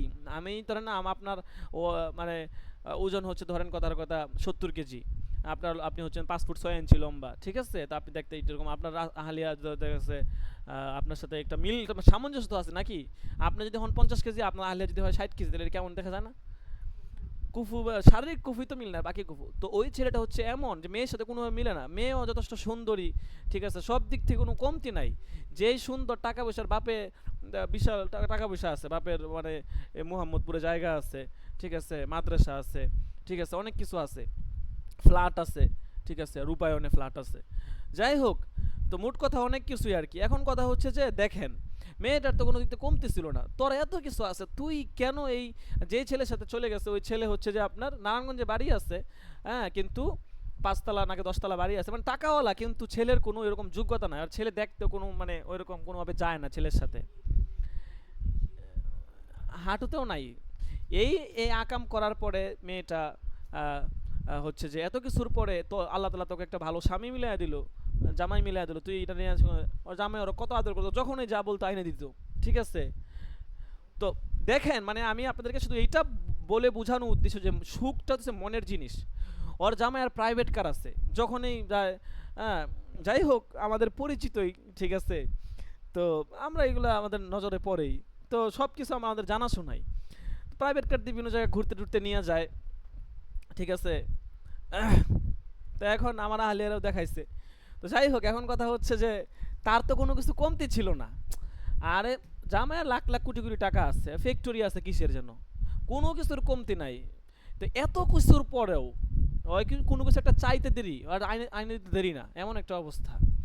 এত কিছুর পরেও সে কেমন একটা ছেলের সাথে চলে গেল, যে ছেলেটার কি আছে, কিছুই নাই, না কোনো এলমি আসতে, তার ছেলেটা মানে মিজান না হবে মেরে পড়তো, ঠিক আছে। তাহলে বুঝেন, মানে আপনাদেরকে শুধু এই ঘটনাটা আসলে বলা উদ্দেশ্য না, ঠিক আছে, এটা এখানে আমি বিস্তারিত সব কিছু বলি নাই, শুধু আপনাদেরকে শুধু এইটা বলা উদ্দেশ্য, দেখেন যে সুখটা আসলে মনের জিনিস, ঠিক আছে, টাকা পয়সা ধন দৌলত এগুলো আসলে সুখ দেয় না, এইটা আপনাকে বুঝতে হবে, ঠিক আছে। এই জিনিসটা আমাকে আপনাকে এটা মাথায় ঢুকাইতে হবে যে আমার এই বাহ্যিক বাড়ি গাড়ি ধন সম্পদ কোনো কিছু আমাকে সুখ দিবে না, ঠিক আছে। আপনি হয়তো এখন মনে করতে পারেন যে আমাকে সুখ দিচ্ছে, কিন্তু দিবে না, এটা সুখ দিবে না, সুখ হচ্ছে মনের জিনিস। আজকে তার কোনো কিছু কমতি ছিল না, কিন্তু সে সব কিছু বাদ দিয়ে এই ছেলের সাথে চলে চলে গেছে। হ্যাঁ, যাই হোক, বললাম না, মানে আমাদের দূরবর্তী পরিচিত আর কি, বাকি আমার আহলিয়ার সাথে যোগাযোগ আছে। তো যেদিন চলে গেছে ওই দিনও তার সাথে কথা হয়েছে, ওরা বলতেছে যে অনেক অসুস্থ, এই সেই, আমার জানাইলো আর কি পরে। তো যাই হোক, কথা হচ্ছে যে আপনার দেখেন, মানে বিষয়গুলো আসলে কত কেমন হয়ে গেল, ঠিক আছে। তো আপনাদেরকে এই ঘটনাটা বলা এটাই উদ্দেশ্য, ঠিক আছে, যে সুখ এটা আসলে এটা টাকা পয়সা বাড়ি গাড়ি দিয়ে কখনো সুখ পাওয়া যায় না। যে আপনাদের প্রতি নিবেদন থাকবে, জীবনের গুরুত্বপূর্ণ সিদ্ধান্তগুলোর ক্ষেত্রে বাহ্যিক আসবাব উপকরণের প্রতি খেয়াল রাখবেন না, ঠিক আছে। বিশেষ করে অনেকে হয়তো বিয়ে শাদী করেন নাই বা আছেন, বাকি যদি এরকম কেউ থাকে, ঠিক আছে, তা কখনো টাকা পয়সা বাড়ি গাড়ি এগুলোর প্রতি কখনো নজর দিবেন না, ঠিক আছে। এগুলা কখনো সুখ দিবে না, প্রকৃত সুখ এগুলা দেয় না। আচ্ছা, যাই হোক, তো এইটাই বলতেছি যে যাদের টাকা পয়সা কোটি কোটি টাকা আছে, এদেরকে দেখেন আজকে মনে শান্তি নাই, ঠিক আছে, তার সব আছে, কোনো কিছুর কমতি নাই, কি তোর কমতি আছে, ঠিক আছে। অথচ আমরা যারা নিম্ন শ্রেণীর লোক, আজকে আমাদের আহলিয়ার একটা জিনিস চাই আমরা দিতে পারি না, ঠিক আছে না, একটা মনের একটা ঘুরাই দিনে টাকা পয়সার অভাব, আমরা নিতে পারি না, আমাদের মানে কর্ম করে তো আমাদের কুলায় না, অথচ তাদের কোনো কিছুর অভাব নেই, কোনো কিছুর কমতি নাই, ফ্যাক্টরি আছে, অথচ এইগুলা করে। যাই হোক, আল্লাহ তালা মাফ করুক, আসলে বলা উদ্দেশ্য, আপনাদেরকে বোঝানো উদ্দেশ্য যে ঘুমানোর স্থান আছে কিন্তু চোখে ঘুম নাই, ঠিক আছে, ঘুমানোর জন্য ট্যাবলেট কিনে তাকে পকেটে রাখতে হয়, ঠিক আছে, এটাই হচ্ছে সুখ, ঠিক আছে, সুখ শান্তির বিবরণ। এগুলো আমি কাল্পনিক বলছি না, আপনি একটু খোঁজ নিয়ে দেখুন তাদের অর্জিত ধনসম্পদ তাদেরকে সুখ দিতে পেরেছে কিনা। ইউরোপ কিংবা মার্কিন যুক্তরাষ্ট্রের বাহ্যিক অবস্থা দেখে হয়তো মনে করবেন তারা সুখে আছে, খোঁজ নিয়ে দেখুন তারাও সুখে নেই। সম্পদের প্রাচুর্যের ভরা ধনী দেশগুলোতে মানুষের হৃদয়ে আজ অশান্তি, অস্থিরতা, নিরাপত্তাহীনতা ও হতাশায় ভারাক্রান্ত। ওই দিন একটা নিউজে পড়লাম 1,20,120,000 মনে হয়, 120 কোটি মানুষ মানসিক রোগে আক্রান্ত। 120 কোটি মানুষ, পৃথিবীতে মানুষে আছে 800 কোটির মতো, 120 কোটি মানুষে মানসিক রোগে আক্রান্ত। আচ্ছা, যাই হোক, দেখেন সম্পদের প্রাচুর্যে তাদের সে হতাশা কমে না, বরং বাড়ে। ট্যাবলেট ব্যতীত আর চোখে ঘুম আর আরামের ঘুম আসে না। সুদখোর ব্যক্তি শুধু নিজেরা অশান্তি নয়, বরং তাদের পরিবার পরিজনও শান্তিতে আছে। সুদের ধন সম্পদ সুদখোরদের ভবিষ্যৎ বংশধররা জীবনও সুখময় করে না। সুদখোরদের সম্মানের কথা বলবেন, সম্মানের অবস্থাটাও অনুরূপ। সুদখোররা কঠোর, নিষ্ঠুর, নির্মম, নির্দয়। দরিদ্র জনগণের প্রতি তাদের মায়া, মমতা ও সহানুভূতির লেশমাত্র নেই, বরং দরিদ্র জনগণের দরিদ্রতার সুযোগ গ্রহণ হলো তাদের পেশা। সমাজের অসহায় ও গরিব লোকদের রক্ত চুষে তারা নিজেদের উদর স্ফীত করে তোলে। গরিব ও নিঃস্ব লোকদের অন্তরে সুদখোরদের প্রতি ঘৃণা ও প্রতিহিংসারই সৃষ্টি হয়। তারা সুদখোরদের প্রভাব প্রতিপত্তির কারণে বাহ্যিক ভয় করে, কিন্তু সম্মান করে না। ভয় আর সম্মান কি এক জিনিস? কখনোই কি নয়, এক জিনিস নয়। আজকে আমি তাকে ভয় করে একটা কথা বলতে পারি না, কিন্তু মনে মনে তাকে আমি সম্মান করি না, তাকে আমি ছ্যাপ দেই। যেন ভয় আর সম্মান এক জিনিস নয়। দুষ্ট লোকদের ভয় করাটা স্বাভাবিক, কারণ তারা কারো কোনো ক্ষতি করতে বিন্দুমাত্র দ্বিধাবোধ করে না। কিন্তু সমাজের কোনো স্তরে তাদের সম্মান নেই, সবাই তাদেরকে ঘৃণা করে। সমাজের গরিব ও নিঃস্ব লোকেরা সুদখোরদের দেখলে বাহ্যিক কিছুটা সম্মান করে বটে, কিন্তু প্রকৃত সম্মান নয়। সুদখোরদের অত্যাচার অপকর্ম থেকে রক্ষা পাবার জন্যই তারা বাহ্যিক একটু সম্মান দেখাতে বাধ্য হয়। তাই তো দেখা যায় সুদখোরদের মৃত্যুর পর সমাজের লোকেরা তাদের স্মরণ করে না, বরং ঘৃণা করে। শুধু আমাদের দেশেই নয়, পৃথিবীর কোথাও সুদখোরদের কোনো সম্মান নেই, সবাই তাদেরকে ঘৃণা করে। বর্তমান বিশ্বের সকল দাঙ্গামা হাঙ্গামা, যুদ্ধ বিগ্রহ এই ঘৃণারই বহিঃপ্রকাশ। সুদখোরদের প্রতি রয়েছে মানুষের ক্ষোভ, ঘৃণা ও ধিক্কার। বহুকালব্যাপী গ্রাম বাংলার কোনো কোনো এলাকার জনগণের মধ্যে এখনও এই বিশ্বাস রয়েছে যে গরুর পায়ে পোকা হলে, অর্থাৎ খুরা রোগ, 7জন সুদখোরের নাম লিখে গরুর পায়ে বেঁধে দেওয়া হলে নাকি পায়ের পোকা পড়ে যায়। ঠিক আছে, হ্যাঁ, এটা প্রচলন আর কি বলছে। যাই হোক, সুদখোররা সমাজের নিকট কত নিকৃষ্ট, এই হলো সুদখোরদের সম্মানের নমুনা। সুদখোরদের বিভিন্ন তথ্য সংগ্রহ করে পর্যালোচনা দেখা যাবে পৃথিবীর কোথাও সুদখোররা সুখে সম্মানে নেই। পক্ষান্তরে যারা হালাল পন্থায় জীবিকা উপার্জন করেন এবং দান খয়রাত করেন, তাদের অবস্থা দেখুন। তাদেরকে কখনো ধনসম্পদের পিছনে দিশাহারা হয়ে ঘুরতে দেখা যাবে না। তাদের বাহ্যিক চাকচিক্য হয়তো নেই, সুখ শান্তির উপকরণ হয়তো কম, কিন্তু তাদের রয়েছে সুখ শান্তি ও সম্মান। আপনি তাদের বাহ্যিক অবস্থাটুকু না দেখে ভিতরের খোঁজ নিলে দেখবেন স্ত্রী, সন্তান, সন্ততি, পিতামাতা, আত্মীয় স্বজন সবাইকে নিয়ে তারা কত সুখে শান্তিতে আছে। এইটাই তাদের প্রকৃত সুখ। তাদের সুখের উপকরণ কম থাকতে পারে, কিন্তু সুখ কম নয়।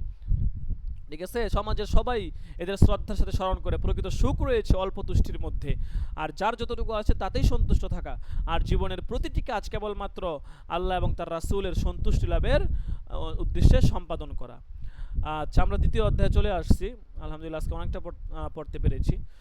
তো যাই হোক, যেই কথাটা আপনাদেরকে বলা উদ্দেশ্য, ঠিক আছে, এই অধ্যায়ের যে সামারাইজ অনেক সময় হয়ে গিয়েছে, আমরা এটা মাথায় রাখবো যে টাকা পয়সা, ধন সম্পদ, ঠিক আছে, এগুলো আসলে কখনো সুখ দেয় না। ঠিক আছে, এগুলো সুখ দিতে পারে না। ঠিক আছে, আজকে আমার কাছে মনে হতে পারে আমার হয়তো টাকা পয়সা নাই, এই জন্য আমার মনে হয় অনেক অসুখ, কিন্তু আপনার যখন টাকা পয়সা হবে তখন আপনি দেখবেন যে এগুলো আপনার সুখ দিচ্ছে না। ঠিক আছে, আচ্ছা, যাই হোক, আল্লাহ তাআলা আমাদেরকে আজকের যেই গুরুত্বপূর্ণ আলোচনা হলো তা থেকে শিক্ষা নেওয়ার তৌফিক দান করুক, এবং আমি এখান থেকে যেই ভালো দিকগুলো আছে এই দিকগুলো আমাকে সর্বপ্রথম এবং আপনাদেরকে গ্রহণ করার তৌফিক দান করুক। আচ্ছা, দ্বিতীয় অধ্যায় 113 নম্বর পেজ। আমাদের তৃতীয় অধ্যায় 1 পর্যন্ত সম্ভবত পড়তে হবে। দেখি আর কত পৃষ্ঠা আছে, একটু দেখে নেই।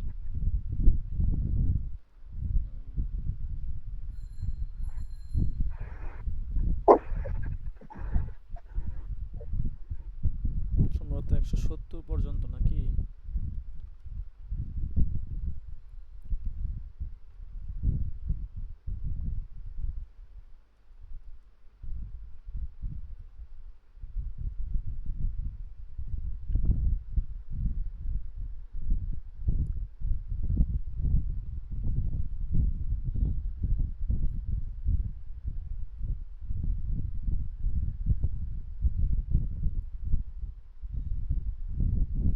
তৃতীয় অধ্যায়, আচ্ছা।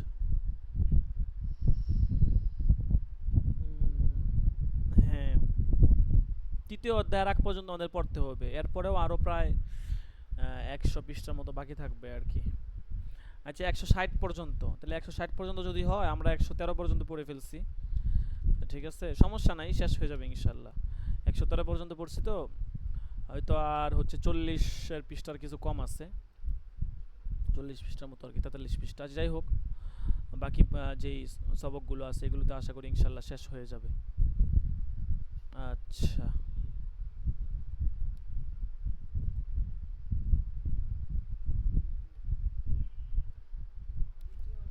হ্যাঁ, দ্বিতীয় অধ্যায় দ্বিতীয় অধ্যায়টাও শেষ করতে হবে, ঠিক আছে? আবার আরো অন্যান্য কিতাবাদি আছে, তো এগুলোও পড়তে হবে, সময় লাগবে।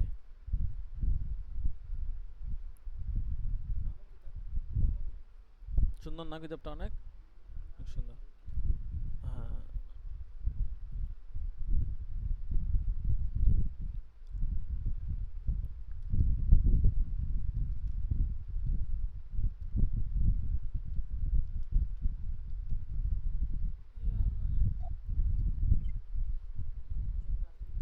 হ্যাঁ হ্যাঁ।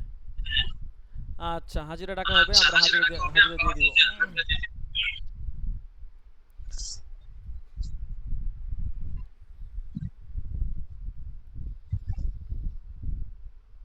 আচ্ছা, হাজিরা টাকার আগে আর একটা বিষয় জানিয়ে দিই। মাইক্রোফোন অফ করেন।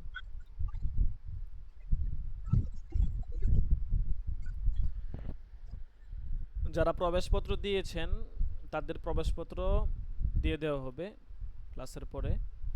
আর পরীক্ষার জন্য আমাদের স্পেশাল গ্রুপ থাকে। প্রথম সেমিস্টার পরীক্ষা, দ্বিতীয় সেমিস্টার পরীক্ষা, প্রতিটা পরীক্ষার জন্য আলাদা গ্রুপ থাকে। তো যারা প্রবেশপত্র দিয়ে পরীক্ষার জন্য উত্তীর্ণ হয়েছেন, অর্থাৎ যারা প্রবেশপত্র পেয়েছেন মোট কথা, তাদেরকেই শুধু ওই গ্রুপে অ্যাড করা হয়, এবং ওই গ্রুপে নির্ধারিত সময়ে সাজেশন, পরীক্ষার প্রশ্ন এবং অন্যান্য যে সমস্ত নির্দেশনাবলী আছে, ঠিক আছে, দিক নির্দেশনামূলক যে সমস্ত বিষয় আছে এগুলো দেওয়া হয়। কাজেই আমরা যারা বিশেষ করে অর্থনৈতিক লেনদেন করতে একটু বকিয়া আছে, আমরা যদি খেয়াল রেখে ওইভাবে ইনশাল্লাহ এগুলো পূরণ করে দেওয়ার চেষ্টা করব। আচ্ছা, সাবেত জি, আহমদ, জি বলুন। পরীক্ষার এলান দিলেন আজকে হয়তো সম্ভবত। তো প্রবেশপত্র কাদের দিছেন বা প্রবেশপত্রের জন্য কি শর্তগুলো একটু যদি বলতেন। পিছনের যত ধরনের বকেয়া আছে, ঠিক আছে, সমস্ত বকেয়া পরিশোধ সাপেক্ষে হচ্ছে আপনার প্রবেশপত্র দেওয়া হবে, এটা তো নোটিশে উল্লেখ করা হয়েছে। জি জি উস্তাদ জি, মানে আমার তো সব বেতনে দেওয়া হয়েছে, শুধু এই চলতি মাসে এই মাসে বেতন ব্যতীত হ্যাঁ হ্যাঁ, এইটা বা এই দিতে হবে। পরীক্ষা। এইটা দিয়ে এবং হচ্ছে যে আপনার প্রবেশপত্র পরীক্ষার যে ফি আছে এটা দিলেই আপনি প্রবেশপত্র পেয়ে যাবেন, ঠিক আছে? কয়েকজন নিয়েছে, তাদের সাথে যোগাযোগ করতে পারেন। আচ্ছা দেখেন, তারপর মুশফিকুর রহমান আছে, লাব্বাইক মুজাম্মিল হক আছে, জালালউদ্দিন রুমি, লাব্বাইক রাকিবুল ইসলাম, লাব্বাইক শহীদুল ইসলাম, লাব্বাইক আসাদুল্লাহ, আসাদুল্লাহ আছে। আচ্ছা, মমিনুল ইসলাম। লাব্বাইক। আজকে কিন্তু হাজিরার শীট দেওয়া হবে, ঠিক আছে? তারপর রিয়াজুল ইসলাম আছে, রিয়াজুল ইসলাম, রিয়াজুল ইসলাম নাই। সাইফুল ইসলাম আছে, 16 নাম্বার দাখেলা নাই। আচ্ছা, তারপর হচ্ছে আসিফ হাসান আছে,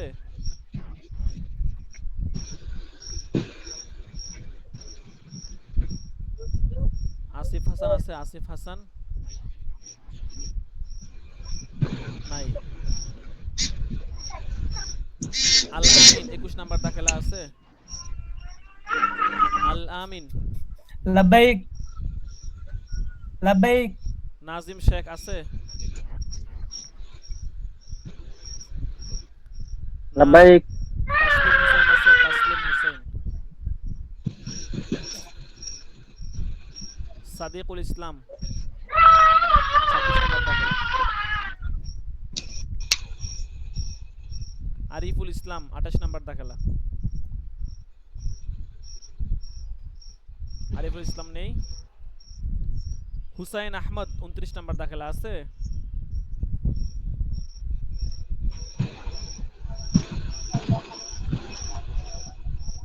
মিজানুর রহমান আছে।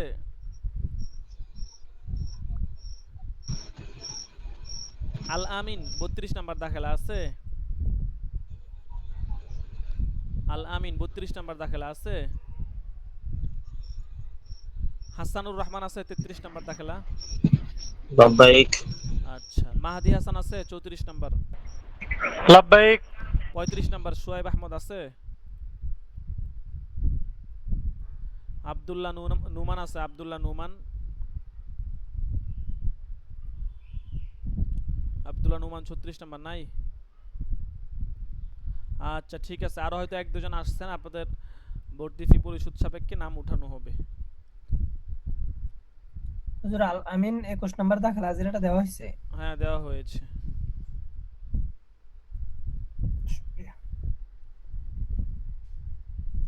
আচ্ছা ঠিক আছে, তাহলে আজকে এই পর্যন্তই। সকলে ভালো থাকবেন, সুস্থ থাকবেন ইনশাআল্লাহ। শনিবার দিন সবক হবে। সেই পর্যন্ত সকলের সুস্বাস্থ্য কামনা করে আজকের মতো এখানেই বিদায় নিচ্ছি। সকলে ভালো থাকবেন, সুস্থ থাকবেন। আল্লাহ হাফেজ। আসসালামু আলাইকুম ওয়া রাহমাতুল্লাহি ওয়া বারাকাতুহু। ওয়ালাইকুম আসসালাম ওয়া রাহমাতুল্লাহি ওয়া বারাকাতুহু।